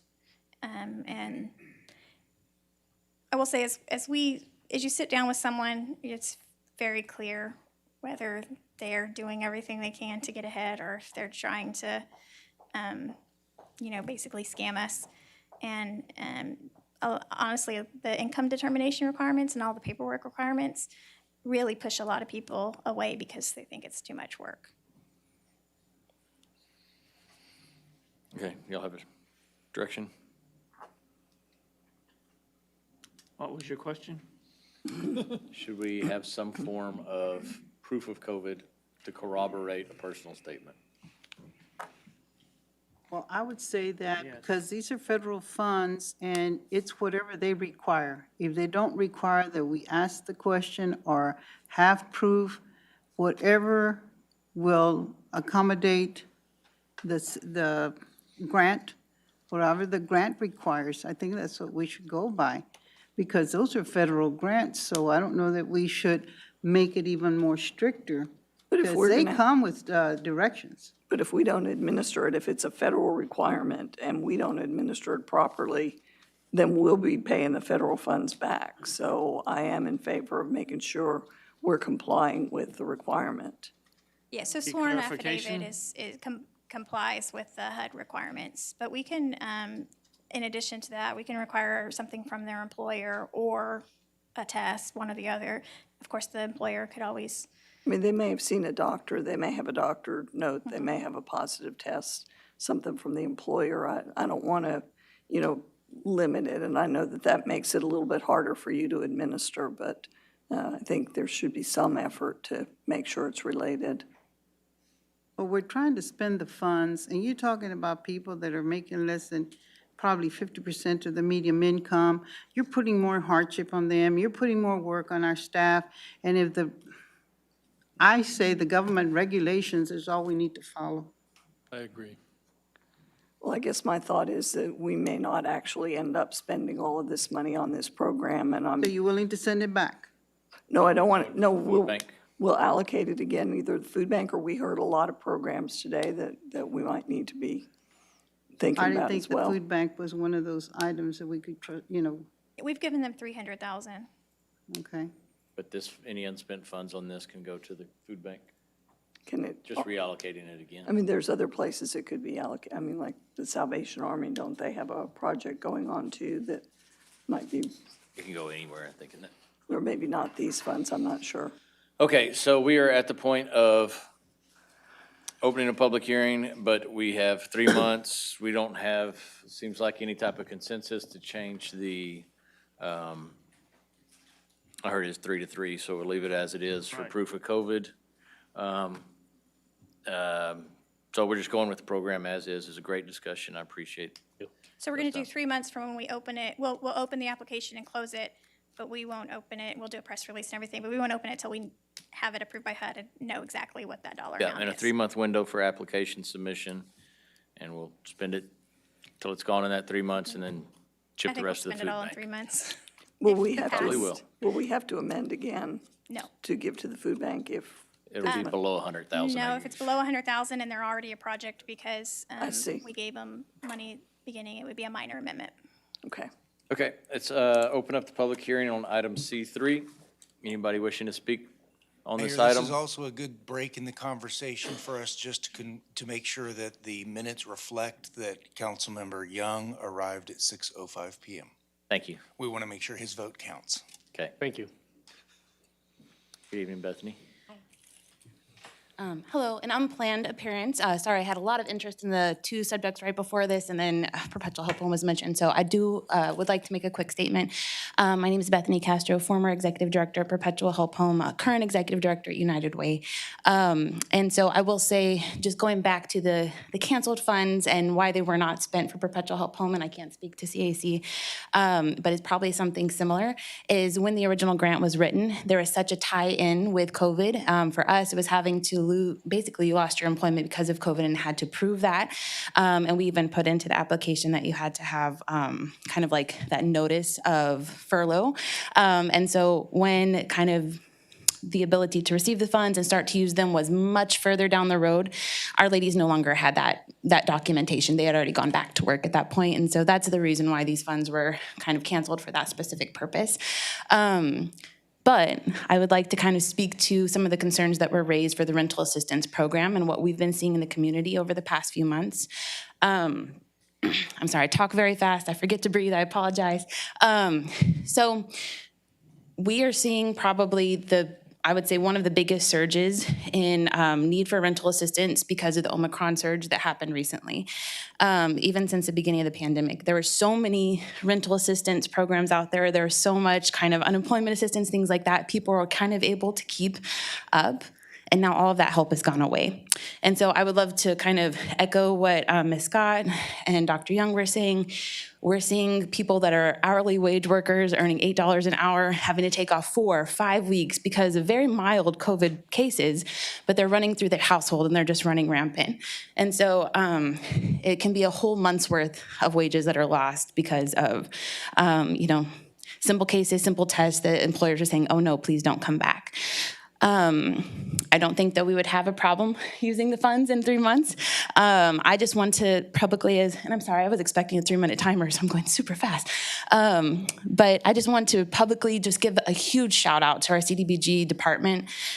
I've heard from people across the state, other United Ways, that they have still been sitting on these funds and not quite expending them for rental purposes. Can you imagine? Can you imagine the holes that their citizens are in after months of waiting? And so I just want to commend and just encourage them because they did such a great job of getting those funds to people that needed them quickly. And I don't think that we'll have any problem using these funds for people that do need them and doing that quickly as well. Thank you. Thank you, Ms. Castro. Okay, anybody else on item C3? Seeing no one else, I will close the public hearing on C3 and entertain any motions. Move we adopt C3. I'll second. Okay, we have a motion to adopt C3. All those in favor, say aye. Aye. Those opposed, same sign. All right, item C4. Item C4 is an ordinance declaring unopposed candidates elected to the offices of mayor and city council District 5. I gotta read it in Spanish. Una ordenanza que declara elegidos candidatos sin oposición para los cargos de alcalde y consejo municipal del Distrito 5. Thank you. I probably should have done that one. Shortest one that's come forward. And I did not prepare a presentation, but I'll, Okay. of course, answer questions. Let me open the public hearing for item C4. Anybody wishing to speak, please come to the microphone. Seeing no one, we'll close the public hearing. Entertain a motion. So move. Second. A motion and a second to approve item C4. Is there any further discussion? Seeing none, all those in favor say aye. Aye. Those opposed, same sign. I'd like to congratulate the gentleman on either side of me. Thank you. Thank you, Ms. I'm the only one up here that could say that just like that. All right, on to the consent agenda. Item D1 is the adoption of minutes from the February 15th, 2022 regular meeting. Item D2 is a resolution approving the purchase of one 2022 Massey Ferguson 5711 4x4 cab tractor from Victoria Farm Equipment in the amount of $60,925.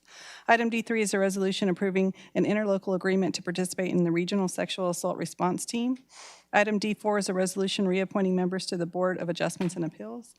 Item D5 is a resolution approving a professional services agreement with Flood Ace LLC for pavement analysis services for the 2023 residential street program and 2023 mill overlay projects in the amount of $100,885. Item D6 is a resolution approving the election and release forms to joint Texas opioid litigation settlements with Teva Pharmaceutical Industries Incorporated and Indo Health Solutions Incorporated.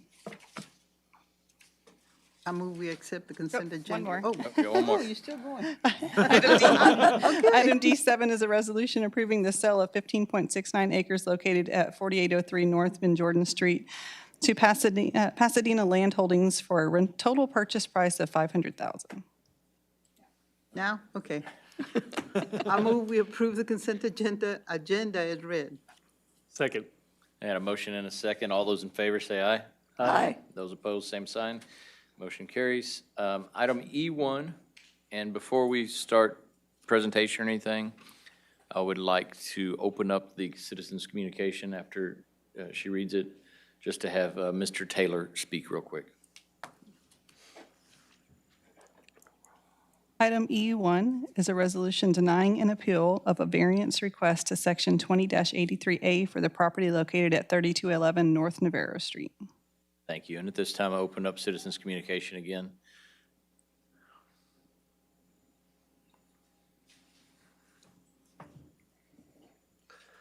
Good evening.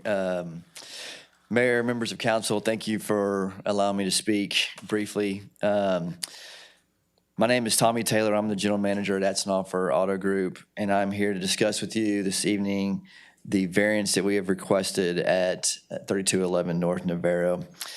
In the process of getting a permit for some work that we were performing in the back of our facility at our paint and body shop, the city determined the need for a site plan, which in turn flagged the first driveway on the left as you turn onto Industrial Drive. This driveway is being requested to be closed, and we submitted a variance request for your consideration. And we are in opposition of this closure for the following reasons. Primarily, I feel like we're trying to solve a problem that doesn't exist.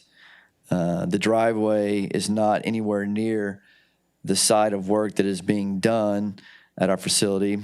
The only other business besides Atzenoffer that is on Industrial is Suddenlink, and they have very little traffic coming and going to that business, just the daily workers that come and go and the few people that go back there to pay their bills.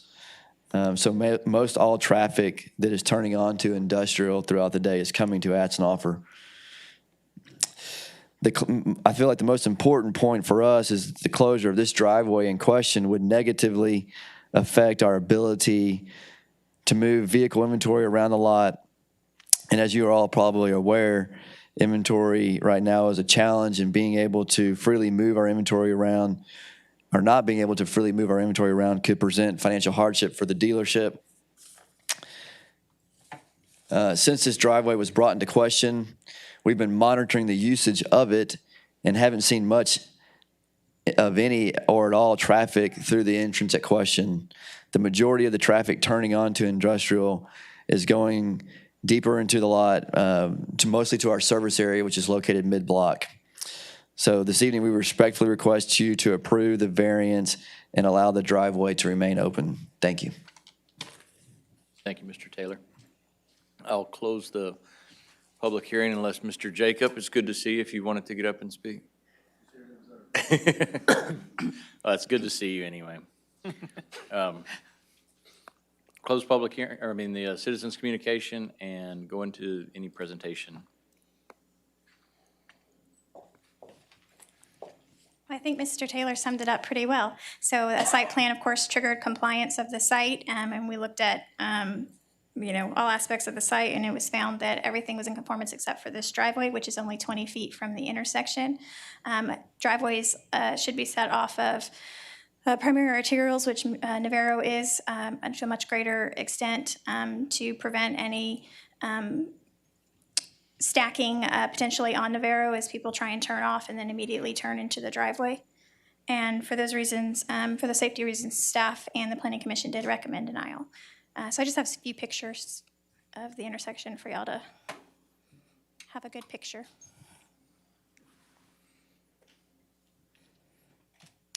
So it's the driveway on the side of the stop sign.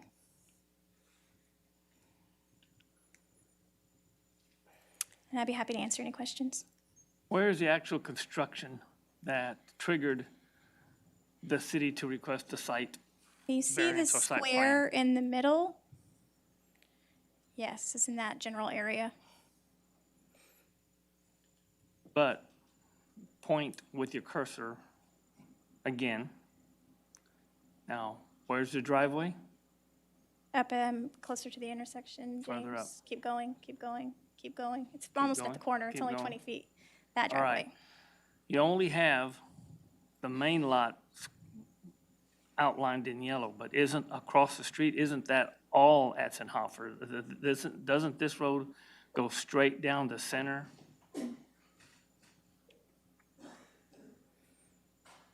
Yes, Atzenhofer does own property on the other side, but we viewed it as a different development.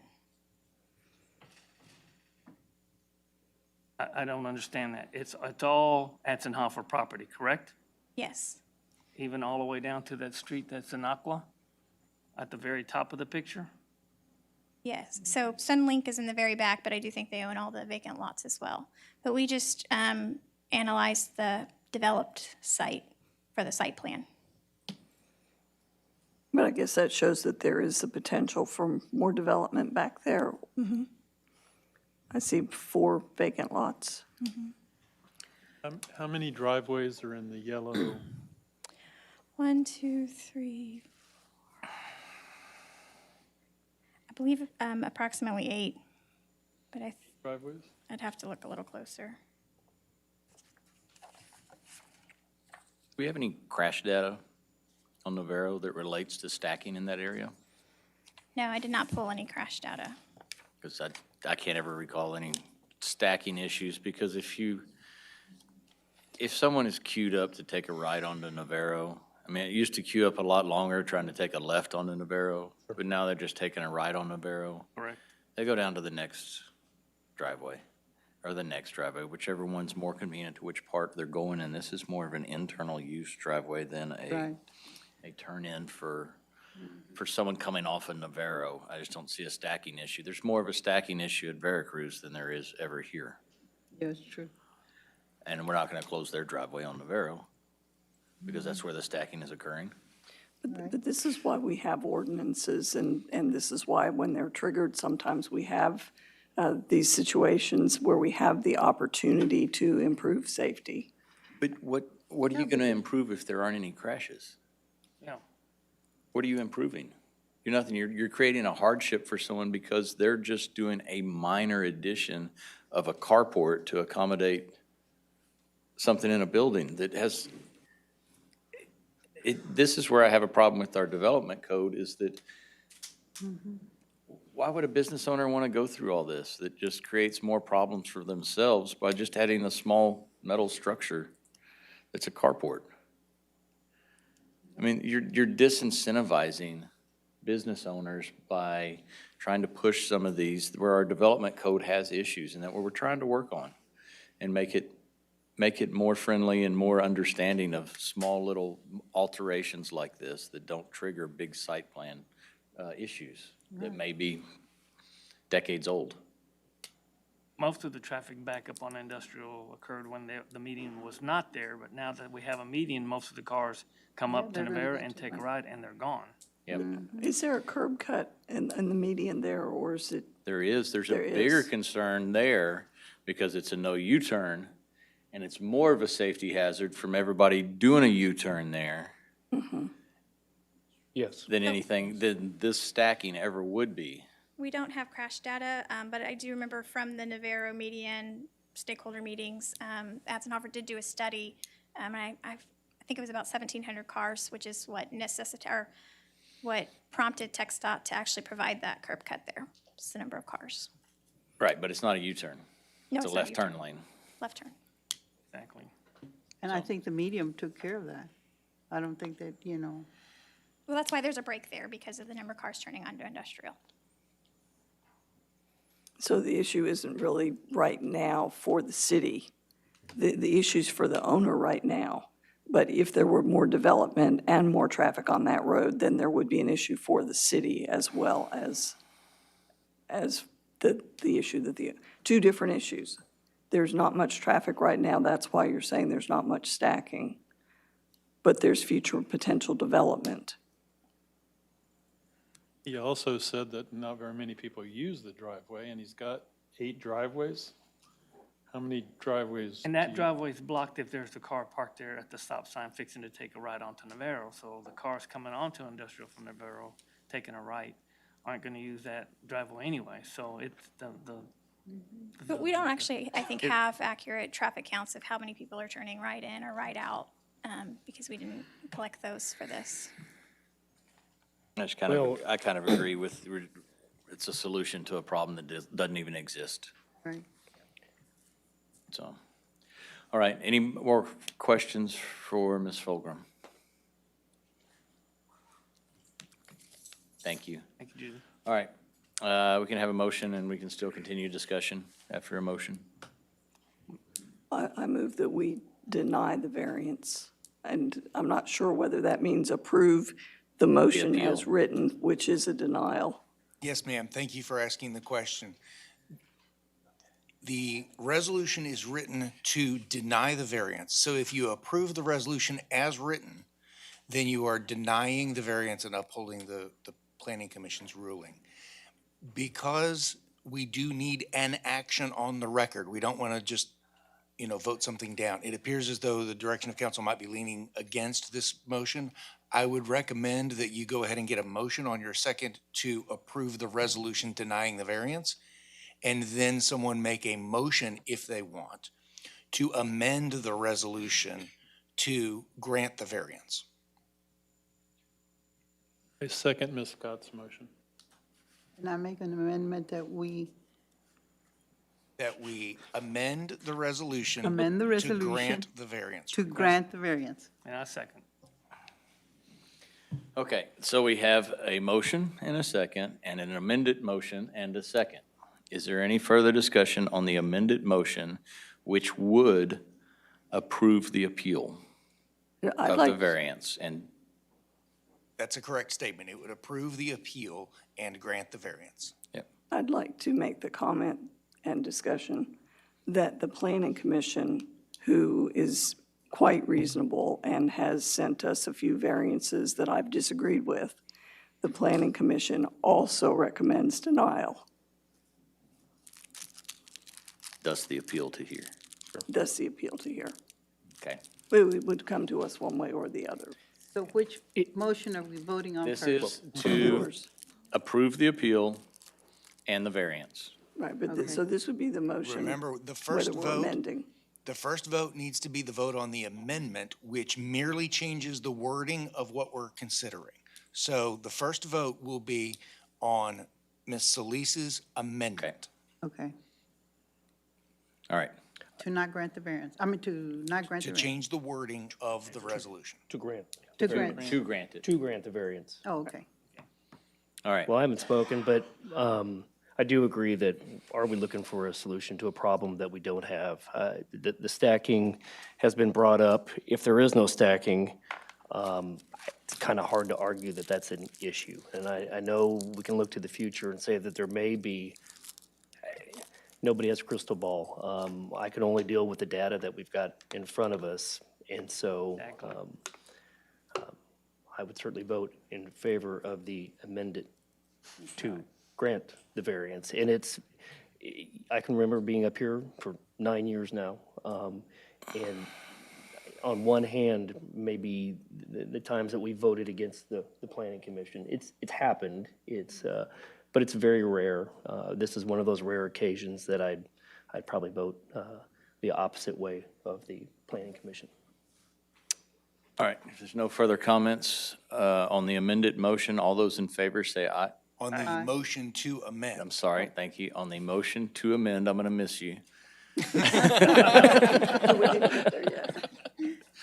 All those in favor say aye. Aye. Those opposed, same sign. Aye. Aye. 4-2. The original motion has been amended to approve the variance. Is there any further discussion? No. Okay, all those in favor of approving the variance? As say- amended. As amended, say aye. Aye. Aye. Those opposed, same sign.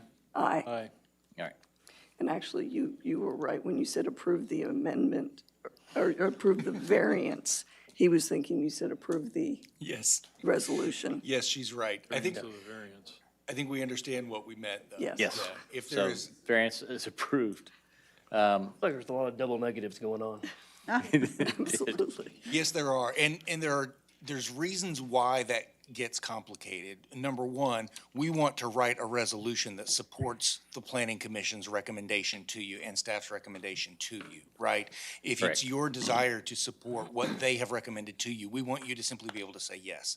And then secondly, there are unusual quirks in the law where if you did not take action tonight, you simply voted down the resolution we brought to you, then we would not have any resolution of this matter on the record. And so we can't simply vote down what I brought to you. Yep. So I apologize, it's complicated, but that's why I stood here with my button on the microphone so I could chime in when That's necessary. fun, though. Okay, E2.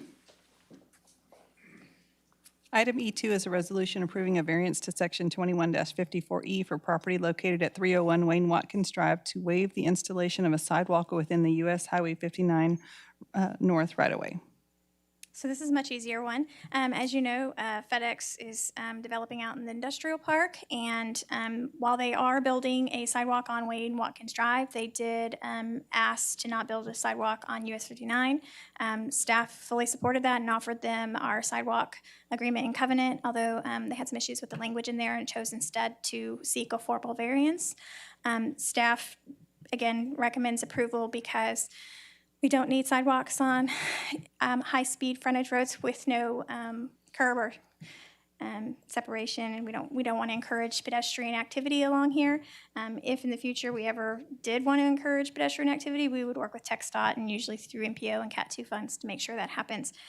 Furthermore, if ever in the future staff or the city council does believe that a sidewalk is needed here outside of us working with TxDOT, we do have Section 2060 in the ordinance that grants council that authority to require that at any time. So for all those reasons, staff does recommend, and the Planning Commission both recommend approval of this variance. Thank you. Are there any questions for Ms. Fogel? No? Motion? I move that we adopt this item. Second. Thank you. I got a motion and a second. Is there any discussion? Okay, all those in favor, say aye. Aye. Those opposed, the same sign. Motion carries. And item E3. Item E3 is a resolution awarding the Ben Wilson Street Airline Road to US 59, Business 59 project to Main Lane Industries LTD of Houston, Texas for the negotiated proposal amount of $7,233,127.50. Good evening. Long time coming for this project. Yes. I first want to thank University of Houston, Victoria, of course. I want to thank the contractor and our consultant who's listening to us via the Zoom. This is the Ben Wilson project, corridor project, is from US 59, Business 59 to Airline Road. Too fast. This is starting at Airline Road. These are the drawings and the pictures you've seen before. Nothing has changed on this project from the intent, from the start of this whole project. I'm just going to go over to refresh you and the public as we go through. This is Airline Road, and this will be going south towards Business 59. This is the North Campus entrance, and this is where it starts to widen into a landscape view. That is the center of the campus. That's going into the student center on one side and in the main administration building. The part in the middle is shown, that's where the clock tower is. And one of the things you'll see on this drawing is that pavement is a white color. The other side, the other is gray. That is going to be one of the changes that we worked with the contractor. This is going further south. This is at the Red River intersection, and that's where the project ends as far as the road diet. The other section, it will continue going further south with a mill and overlay.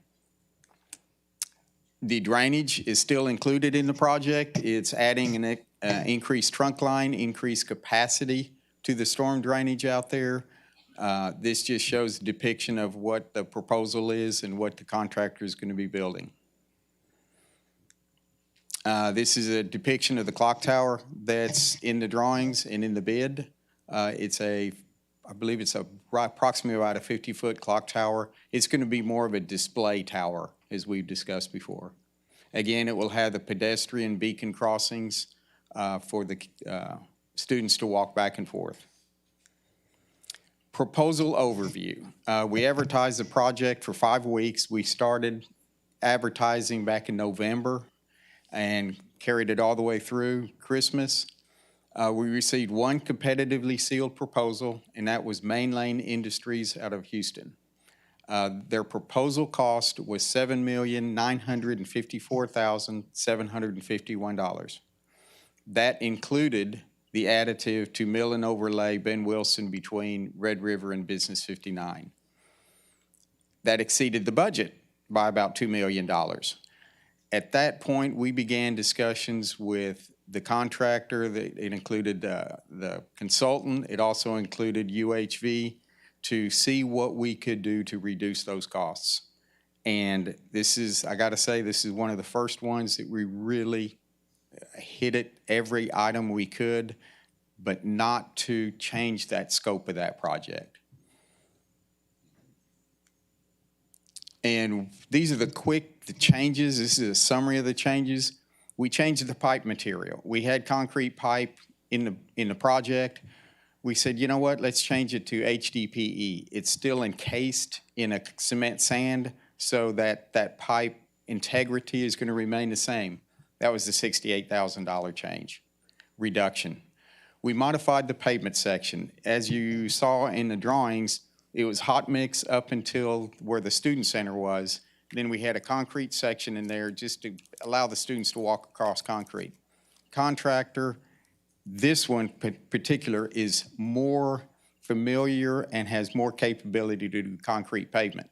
He came back to us and said, hey, what if I change it to all concrete from Airline all the way to Red River? I can reduce the cost by $337,000. So that was another change. We're going to an 8-inch concrete pavement with lime subgrade. The other one he talked about was modifying the landscaping and irrigation. He went out and got better prices, got a better understanding of what our intent was, and they worked that price down. We had grass pave, which is a specialized item in the median that if somebody drove over the median, it wouldn't rut the median up. Our belief is nobody's going to run over that median on purpose, so we eliminated that and left it as block sod. That reduced another $244,000. Then we had some urban. Clearly, we think this median is going to have a better experience than the Navarro median. This one's going to be grass and really nice looking. The other one is too. I'll give TxDOT credit. The last one was some urban design changes. Because we were doing asphalt pavement, we wanted to put in some thermal crosswalks that look like pavers, right? Well, since they're doing concrete pavement, all they have to do is still pour the concrete, they block it out and do the same stamped colored concrete. That was a reduction of $70,000. Total reduction was $721,623. The schedule is we want to award the contract today, then execute by April 1st. Notice to proceed then following that soon in April, and begin construction in May, and 14 months to complete, which would be August. Again, this contractor is excited to come here. He has also done some other projects in Houston that are very similar to these kind of urban projects. He's did at Bagby Street and a few others where that's why we feel like he's a good contractor to select. He's also done some work here in Victoria for emergencies. And that's all I have. Again, I want to thank our partners. Ken, I just want to briefly add, just to kind of not forget to mention this, but the project came in roughly $2 million over budget. Yes. The reductions that Ken went over were only a little over $700,000.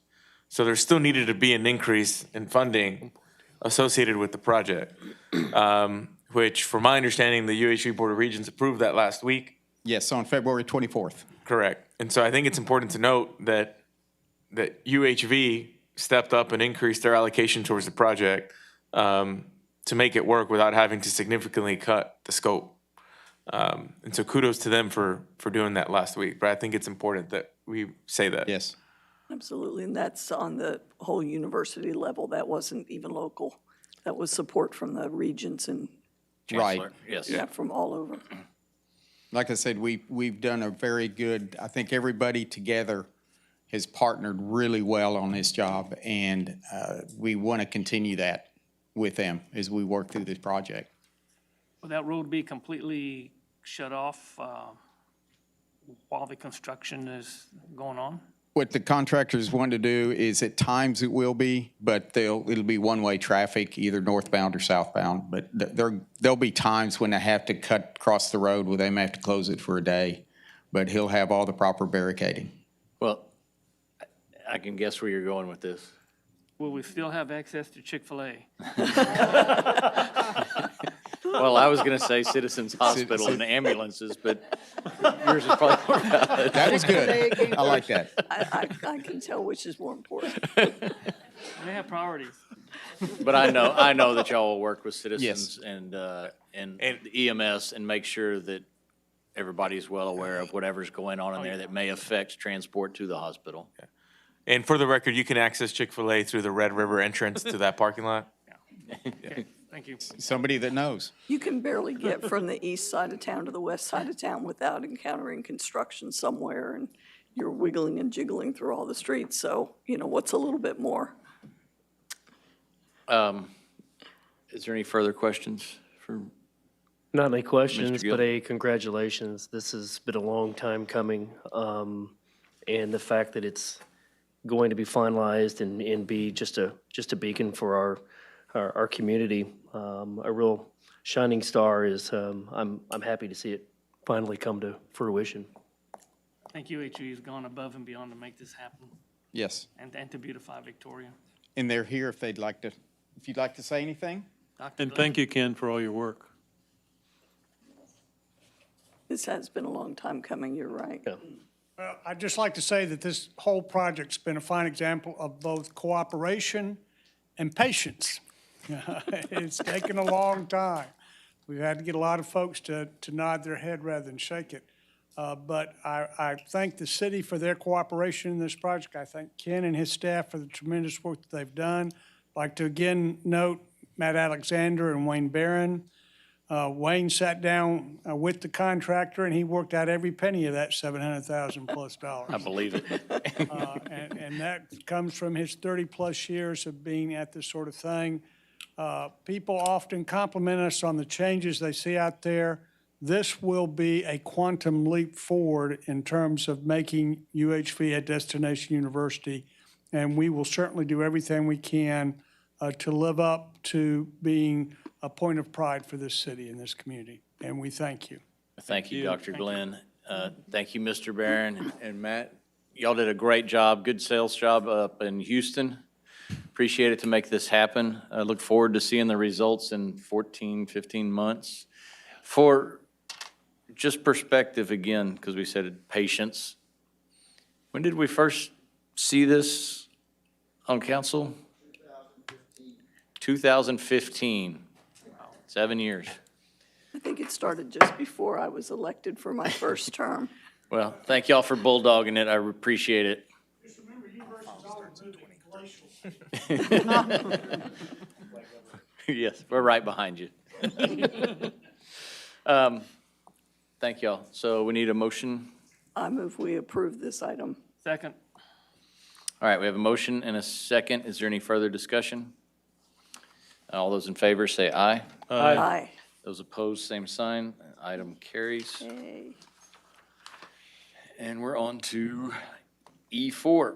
Item E4 is a resolution approving an agreement with AEP Texas to convert high-pressure sodium streetlights to LED lights as part of the LED conversion project in the amount of $275,995.72. Good evening, Mayor and Council. I have a short presentation tonight. So, as you know, Mayor and Council, our mission is to enhance livability, essentially improving quality of life in the city of Victoria.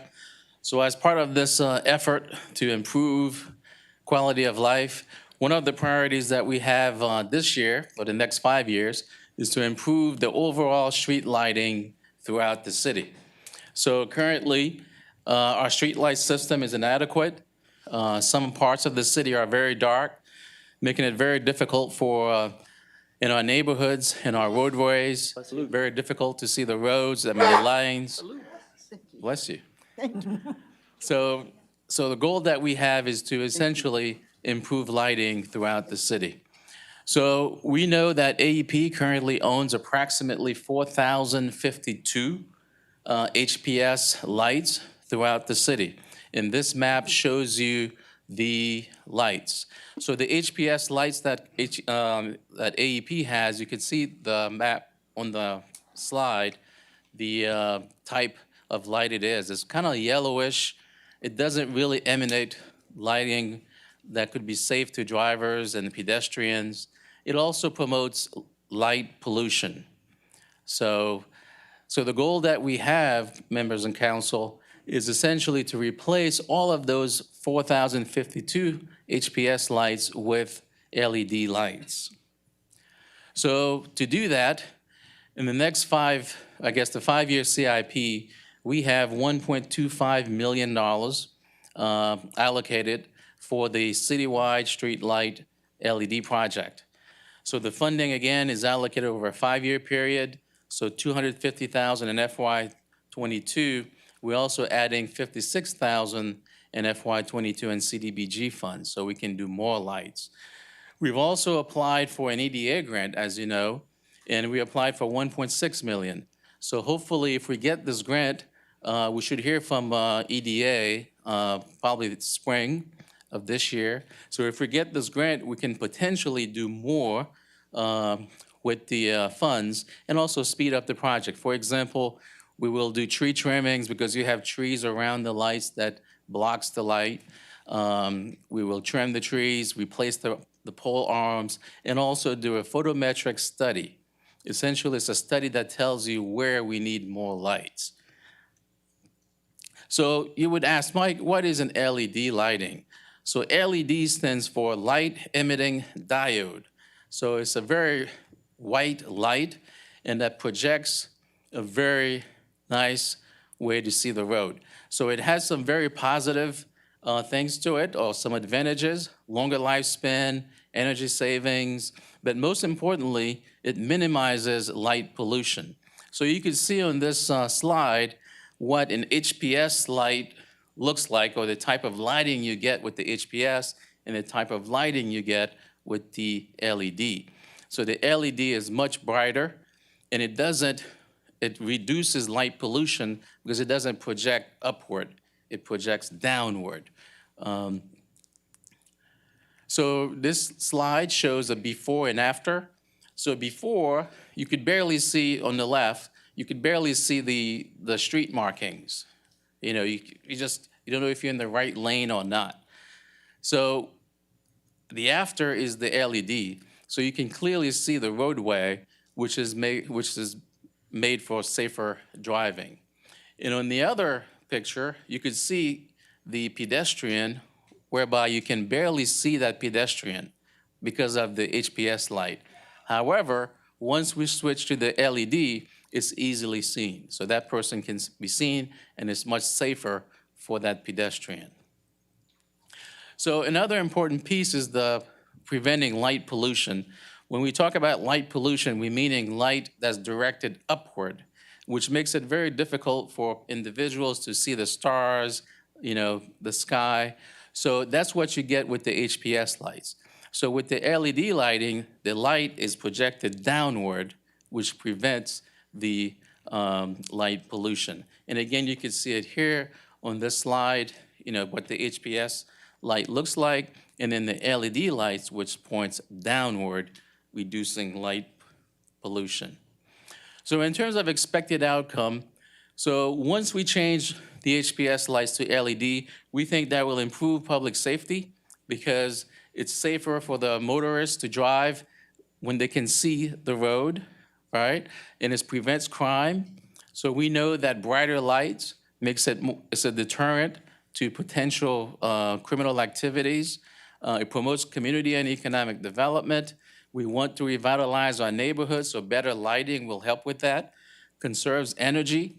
We know that LED lights, if we replace all the lights, we will get a saving of about $115,000 per year in energy costs. So that's how much we would save, $115,000 per year. And also it enhances livability. We want to improve quality of life in Victoria. Better lighting will certainly help with that because pedestrians will tend to walk more, right? Be healthier. Also safer for our motorists. The drivers can stay within their lanes and see where they're going and so on. So I want to ask Todd to come forward and briefly go over the scope because he will be working hand in hand with AEP to make sure that these lights are changed accordingly. Good evening, Mayor, Council.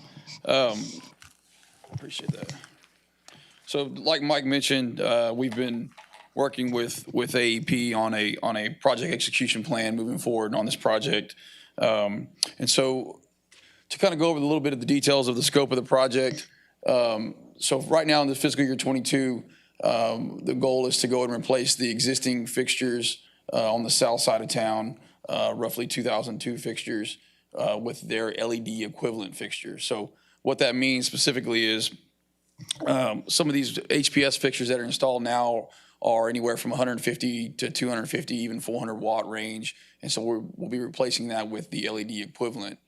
For example, when you go purchase an LED light bulb at the store, you may have a 60 watt incandescent light bulb, and you'll have an equivalent 13 watt or so LED, right? So obviously less wattage equals energy savings, like Mike mentioned. In working with AEP on the project execution plan, we're looking at AEP utilizing two-man crews out of their Corpus office to perform this work. AEP estimates that they can change out roughly 200 plus lights per week. That's kind of what they're doing right now. They're doing a project similar to this in Laredo as well as Corpus Christi, and so that's kind of roughly the schedule that they're on right now. AEP plans on utilizing a smart sheet program. It's just a software that will, help kind of track the inventory as they change out lights. The field crews will have this program in the field and will be able to sort of capture that light as it's changed out and therefore go into the inventory. We have given AEP a spreadsheet of all the lights that we want installed. That these 2002 lights, we have given them a spreadsheet of those lights for them to focus on right now. And so we'll go over a map here shortly to show you that.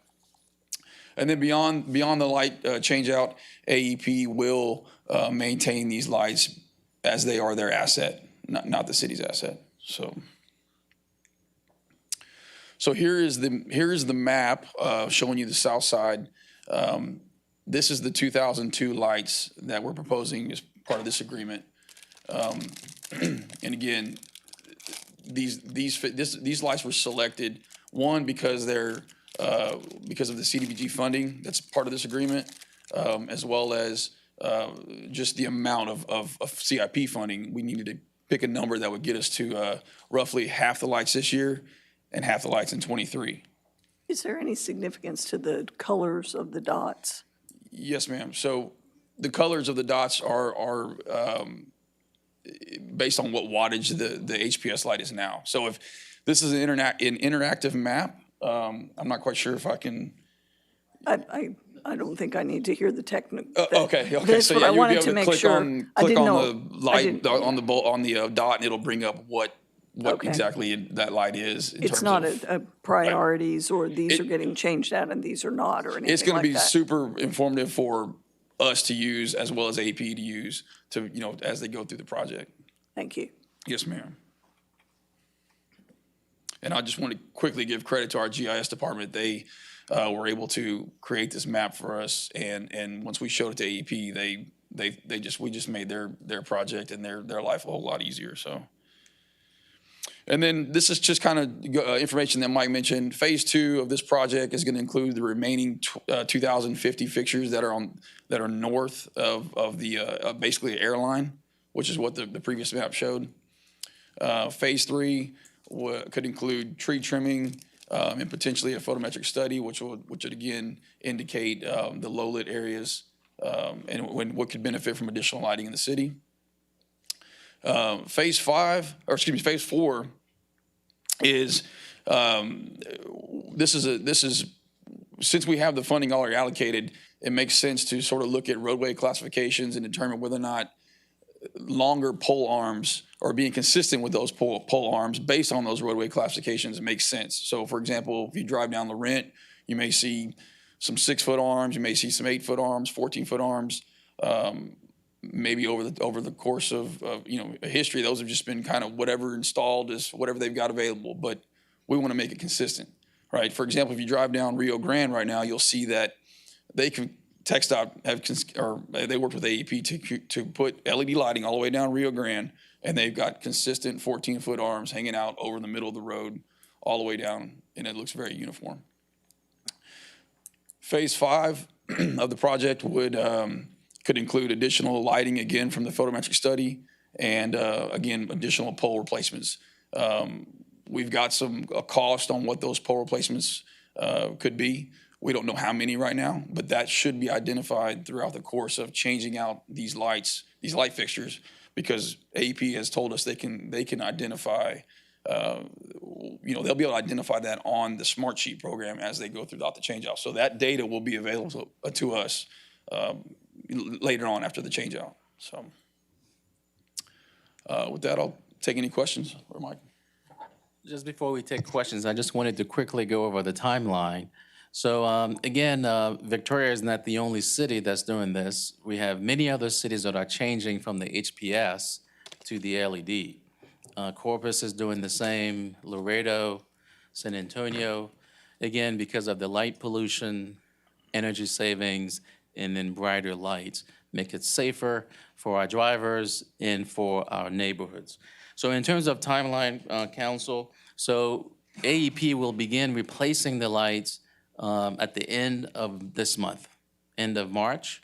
And this should be done, replacing the first phase by August. So they'll replace 2,000 lights from March to August. And then in October, we will come back to you for another agreement to approve the second phase. So AEP will start the second phase most likely in October, and they will complete in December. So all of the 4,052 lights will be changed from HPS to LED by December of this year. Wow. Wow. I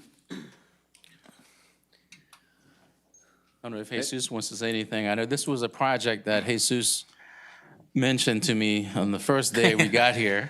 Yeah. I mean, I think a lot of you remember my sentiments around this community being very dark. It was very early observation, so I'm definitely very excited about where we are with this project now. And how So quickly thank you all we so got much. to do it, you know? Huh? And how quickly we're getting to do it, and that's awesome. Yeah, Well, and thank you for supporting the funding. Obviously, if we get a grant, then that'll help alleviate some funding from the CIP for other things. But either way, we think this is a priority item, so we're proceeding with or without a grant. Okay, great. Any further questions? Now, you had identified that in your 100-day plan, right? Yeah, I think so, yeah. I might have even mentioned it in my interview. Well, the lights that we have were the latest and greatest at the time, but they're certainly not now. All right, need a motion? Make a motion, we approve E4. Second? A motion and a second to approve item E4. Any further discussion? All those in favor, say aye. Aye. Those opposed, same sign. Item E4 passes, and we're on to city manager's report. All right. So I want to turn over to Danielle so she can introduce the topic. Good evening, Mayor and Council. I have with me a gentleman from the Texas PACE Authority program. He is going to tell a little bit about the program, and essentially, in a nutshell, it is a added incentive for you to consider, for me to have in my toolkit when I'm working with developers and making their properties more energy efficient. Since we're talking about LED lights, it kind of ties in. So I have with me tonight Mr. Dub Taylor, and he's going to give the presentation and let you know more about the Texas PACE Authority program. Thanks, Danielle. Mayor, Council, my name is Dub Taylor. I'm with the Texas PACE Authority, and I'm going to give you an overview tonight of the PACE program itself, and then our organization actually has a role in administering the program for cities and counties around the state. So my background, I was with the state for about 25 years, operating public sector-oriented energy and water efficiency programs, engineering assistance. Prior to that, in commercial real estate primarily. And the problem that PACE was designed to help solve, and this is legislative action that took place back in 2013, is that business owners know they can save money by making investments and upgrades in their facilities, mechanical, electrical, and plumbing systems. But these improvements are expensive, and they compete with other costs, other priority costs that businesses may have, and so oftentimes they don't get done. So the failing equipment that results from this often is replaced on an emergency basis. Your chiller, your air conditioner doesn't go out in December, it goes out in July. What's available might not be the equipment you would specify if you had more time. You might specify more efficient equipment, but usually that doesn't happen. And so buildings get upgraded or equipment replaced on kind of a piecemeal basis. That results over time in less optimization in the buildings and the facilities. So that's a challenge. And then with new construction, the things that are behind the walls get cut first because you can't see them. So just like in a new home, people prioritize stainless steel appliances and granite countertops. What's the equipment up in the attic? Cut that. But that will come back and haunt you, obviously, by cutting corners on the front end for a long time. So this has a lot of long-term impacts on operating costs for the facilities, indoor air quality, comfort, temperature, and so forth. So PACE was designed to help address this, and it stands for Property Assessed Clean Energy. It's a financing program that provides long-term, low-cost, 100% financing for certain energy, water efficiency projects, and distributed generation projects. This is private financing that is secured by a public assessment. That's really the key to it. That's where the PACE idea comes from. This otherwise would be a private transaction between a building owner and a lender, but the lender may not offer terms that make this cost-effective for the borrower. So PACE helps address that. It's authorized under state law, Local Government Code, Chapter 399. Local governments enable this program, either city by city or county by county.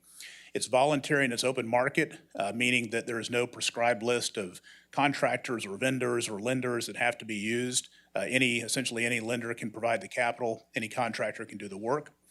And the types of properties that are eligible, any commercial property, including nonprofits, multifamily, 5 units or more, and any sort of industrial manufacturing property. So anything except for single-family residential or residential up to 4 units, and that's as laid out in state law. So the types of things we're talking about here, any project that can reduce energy or water usage or generate energy on site potentially is eligible. So on the energy side, no surprise, you see air conditioning systems, lighting upgrades like were just discussed. Those were public right-of-way street lighting, but interior lighting upgrades. Building management systems, rooftop solar, we've seen some of those projects. And then on the water side, a whole host of things on the water efficiency side as well. And so what makes this different is in a conventional financing scenario, an owner would identify a need. They would say, I need to borrow money to implement this project. They would go to the lender, and the lender would say, this is an equipment loan. It's unsecured. In the event of a default, we're not going to come remove the equipment. And so we want to have our money repaid as quickly as possible. Typically about 5 years, no more than that for an equipment loan. And so if you see the repayment in a conventional loan is going to be much higher than the utility savings from the project. And so the owner is really upside down from a cash flow perspective. What PACE does is allow the financing secured by a local assessment to extend at least as long as the benefits of the project. And so it aligns that better. So it can be cash positive for the owner day one. So that's really what makes it different and why it's attractive. Addressing a number of investment barriers. There's no upfront capital needed. This can be 100% financing, so no 20% down, things like that. Can be funded up to the useful life of the equipment, which could be 15, 20 years. We have a project right now we're reviewing that actually has a 30-year term on some very long life equipment. In the case of a rental property, this is considered an operating cost, and so the cost can be passed along to tenants. The tenants benefit from improved lighting, better air conditioning, things like that, and they pay a share of the cost for the time that they're tenants. And then also, because this is an assessment tied to the land, it stays with the property. So if the property transfers or is sold, then the next owner picks up the next set of payments, and then the third owner picks up the next set of payments. It can always be repaid at the time of sale. We've seen them both ways, but that's another design feature. Overall in Texas, we've seen $190 million of projects close really since this started, kind of hockey stick growth. About half of them energy efficiency oriented, about a third water conservation, 12% distributed generation. Most of these in the commercial and retail sector, followed by hospitality, and then commercial and office. And the programs themselves, again, this is a city by city, county by county action.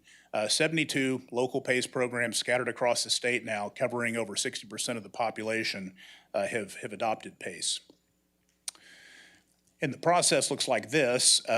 A city or county usually has a public briefing or discussion like we're having here tonight. The second step is to post a report on how the program works and a resolution of intent. Consider that to basically put the public on notice. We're considering creating this program. There's an opportunity for you to provide input. Step 4, this is a requirement under state law. There's a public hearing to hear any public input. The 5th step, pass the resolution to establish the program, and then select an administrator. That's what we do. We're administrators of PACE programs. So this is the public process. It can be done in 2 separate meetings, but there has to be that notice of public hearing at the first meeting, followed by the second. The documents for all this, the resolutions of intent, et cetera, we have form documents that have been used across the state in the 72 programs that are established. So these are things you don't need to write on your own. You can adapt and modify what we have already. So that work is done for you. Our role, we work for the cities and counties exclusively to operate their programs. We are a nonprofit that was created to serve just this role. We don't have any other role in the project. We don't provide the funding, the capital. We don't do the work. We're not a contractor. I really think, we serve as this referee to make sure that the transactions that get approved under the city's program meet all the requirements under state law, both technically and legally. Quick process flow and how it works. A building owner finds a contractor, they select the project, they find a capital provider or lender, they apply to the program. If the project meets all the requirements, then the owner signs a contract with the program that places a lien on the property. That's the assessment that provides the security. The capital provider signs a contract with the county or the city in exchange for those payments. The capital provider provides the funding, the contractor completes the project, and then the owner sends the payments directly back to the lender. In other states where PACE operates, the PACE assessment and the collection, the debt service on that becomes a line item on the tax bill. The tax assessors, the county tax assessors in Texas expressed concern about modifications to their billing systems to accommodate kind of one-off projects. So this was the contractual workaround to achieve the same thing. It really is, again, like a private transaction in all aspects other than the security mechanism. Underwriting metrics to protect the owners and the lenders. PACE loan can't exceed more than 25% of the assessed value of the property. The savings to investment ratio, that's the savings over the life of the project, has to be at least as great, it has to be at least as much as the cost of the project. And then if there is a mortgage on the property, written consent from the mortgage holder is required. How do we know the project saved money? The technical standards that outline all of that are based on national standards. Also in Texas, there's a requirement that an independent third party, this is a Texas licensed professional engineer with relevant experience in energy and water analysis, that they do a desk review, they sign off on the calculations on the front end, and then after the project is completed, they come back and make sure the project was installed correctly. So again, the project process, the contractor working with the owner can do the upfront energy and water analysis. The independent third-party reviewer reviews the savings, moves into project construction, and then post-project installation verification. A sample of the kind of projects we've seen: urban, rural, multifamily, parking, energy efficiency, you name it. Smallest project, 68,000, largest, 24 million. All of these have been 100% financed. And just kind of a sample of these, this is a synagogue in Austin, the very first PACE project, so an example of a nonprofit that can use PACE to, in this case, replace their HVAC systems, put in new controls, control heat gain through window tinting on west-facing walls. They also secured a utility a utility incentive to buy down the cost of the project. This is kind of a conventional commercial office building built in the 80s in Houston, had original HVAC controls and lighting. This was all replaced. They secured an incentive through CenterPoint and a $1.3 million project with almost 40% annual savings. This project sold, the building sold about a year after this, and as part of the transaction, the new owner said, we want it free and clear without the assessment, so they negotiated the payoff of the PACE loan at the time.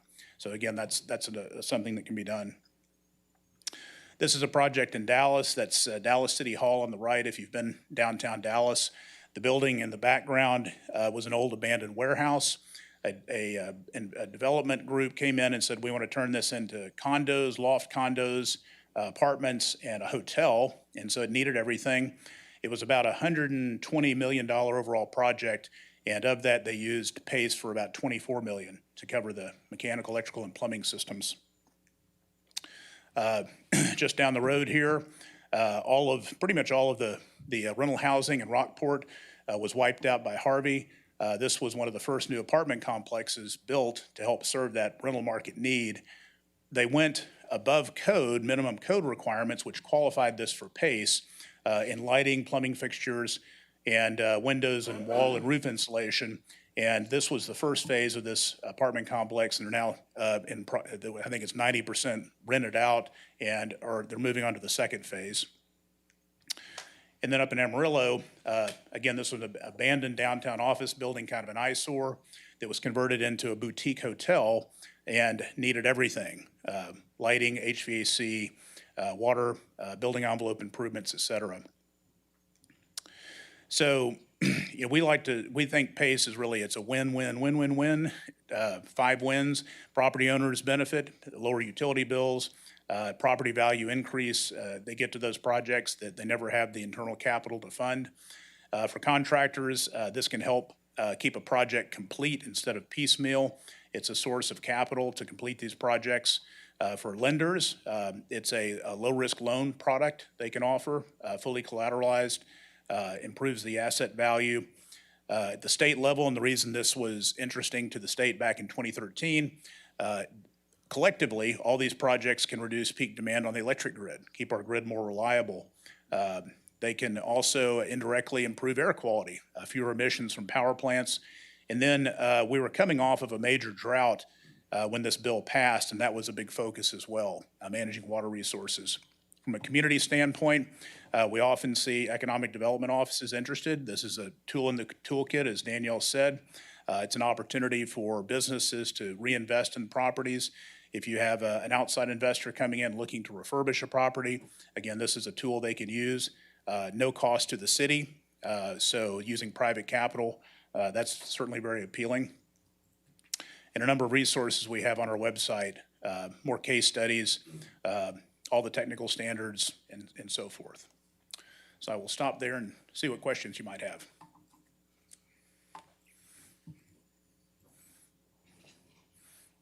Y'all were at the TARC meeting on February the 9th through the 11th? 'Cause I think somebody talked about the PACE program over there.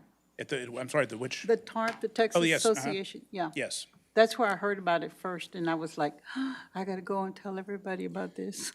Yeah, so probably Charlene Heidinger. Yes, maybe, yes, yeah, it was so Charlene, yes. yes. So she's the president of Texas PACE Authority. Yeah. And so Well, she she was. mentioned she had talked to Danielle and I think Jesus and somebody else. Jeff? I met with her. Yeah, Charlie. Yeah. I think it's a good tool for us to have in our toolbox. Really good. It's a great tool. And we've been aware of the program for some time. You know, when he showed the slide showing all the communities that are participating, you will notice that the majority are counties. So we did offer an opportunity for this program to be taken up by the county.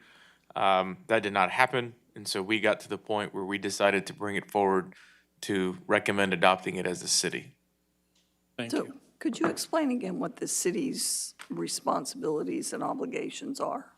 So essentially, in establishing the program, the city is using its assessment authority, which is unique authority the city has, to provide security to what otherwise is a private loan.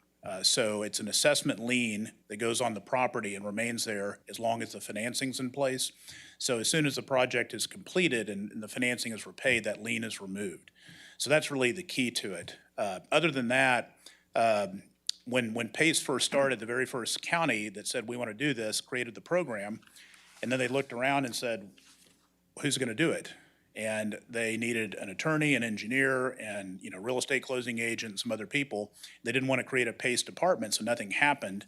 So our organization was created to fill that void back in 2015. So we essentially do this sort of outsourced city and county PACE administration work. We are paid as part of the closing fees for the transaction, so it doesn't cost the city money.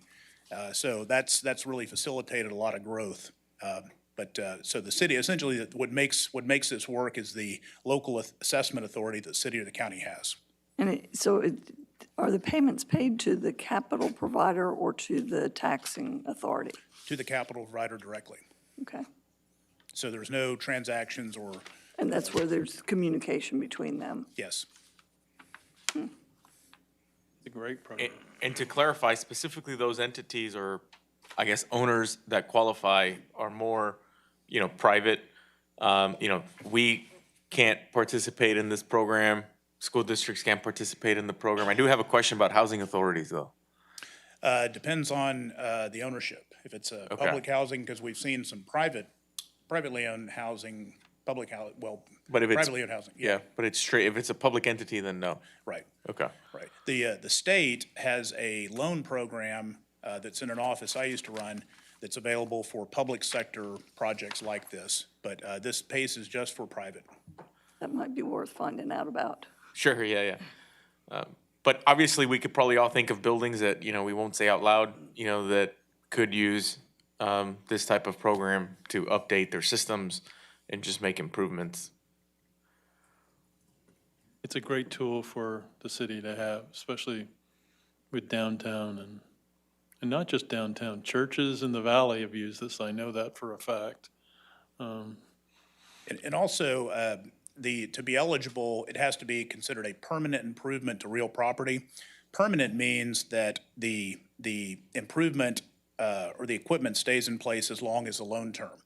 So we've also seen manufacturers with like heavy equipment inside the building replace that, pumps, motors, things that have high energy demand, compressed air systems inside manufacturing facilities that have long life. And so it's not just air conditioning and lighting, it's any sort of energy or water consuming device within those buildings that potentially could be replaced.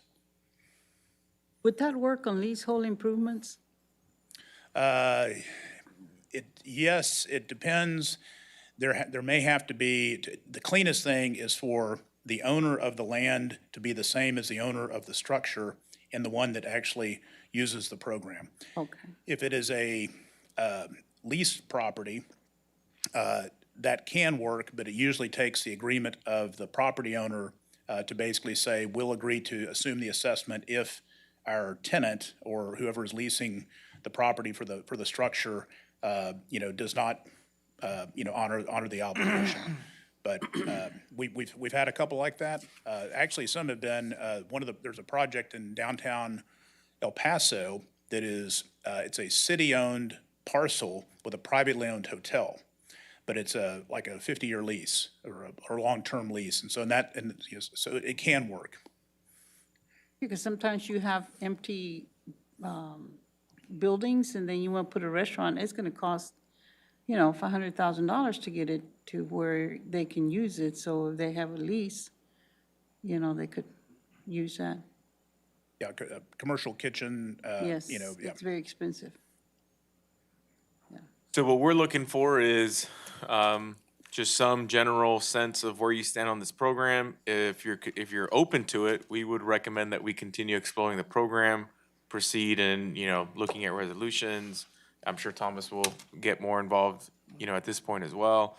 And then just continue moving the ball forward. We definitely should move forward. I think so too. Yep, Yes. let's do it. Thank you. Let's do it. Thank you. Thank you. Thank you, sir. Thank you, Mr. Taylor. Thank All you, right. Danielle. We need a break. All right, with that, we are going to recess for 5 minutes, and then we will return to recess into executive session. And Would you prefer to simply recess into executive session now and then take your break during executive session? That will allow people who are not necessary here for executive session to go ahead and leave. Sure, we'll recess into executive session, 7:42 PM. The City Council will recess for executive session on the first day of March 2022 at 7:42 PM. The subject matter of the executive session deliberation is as follows. Executive session in accordance with Texas Government Code 551.072 and Texas Government Code 551.087 and Texas Government Code 551.074. James.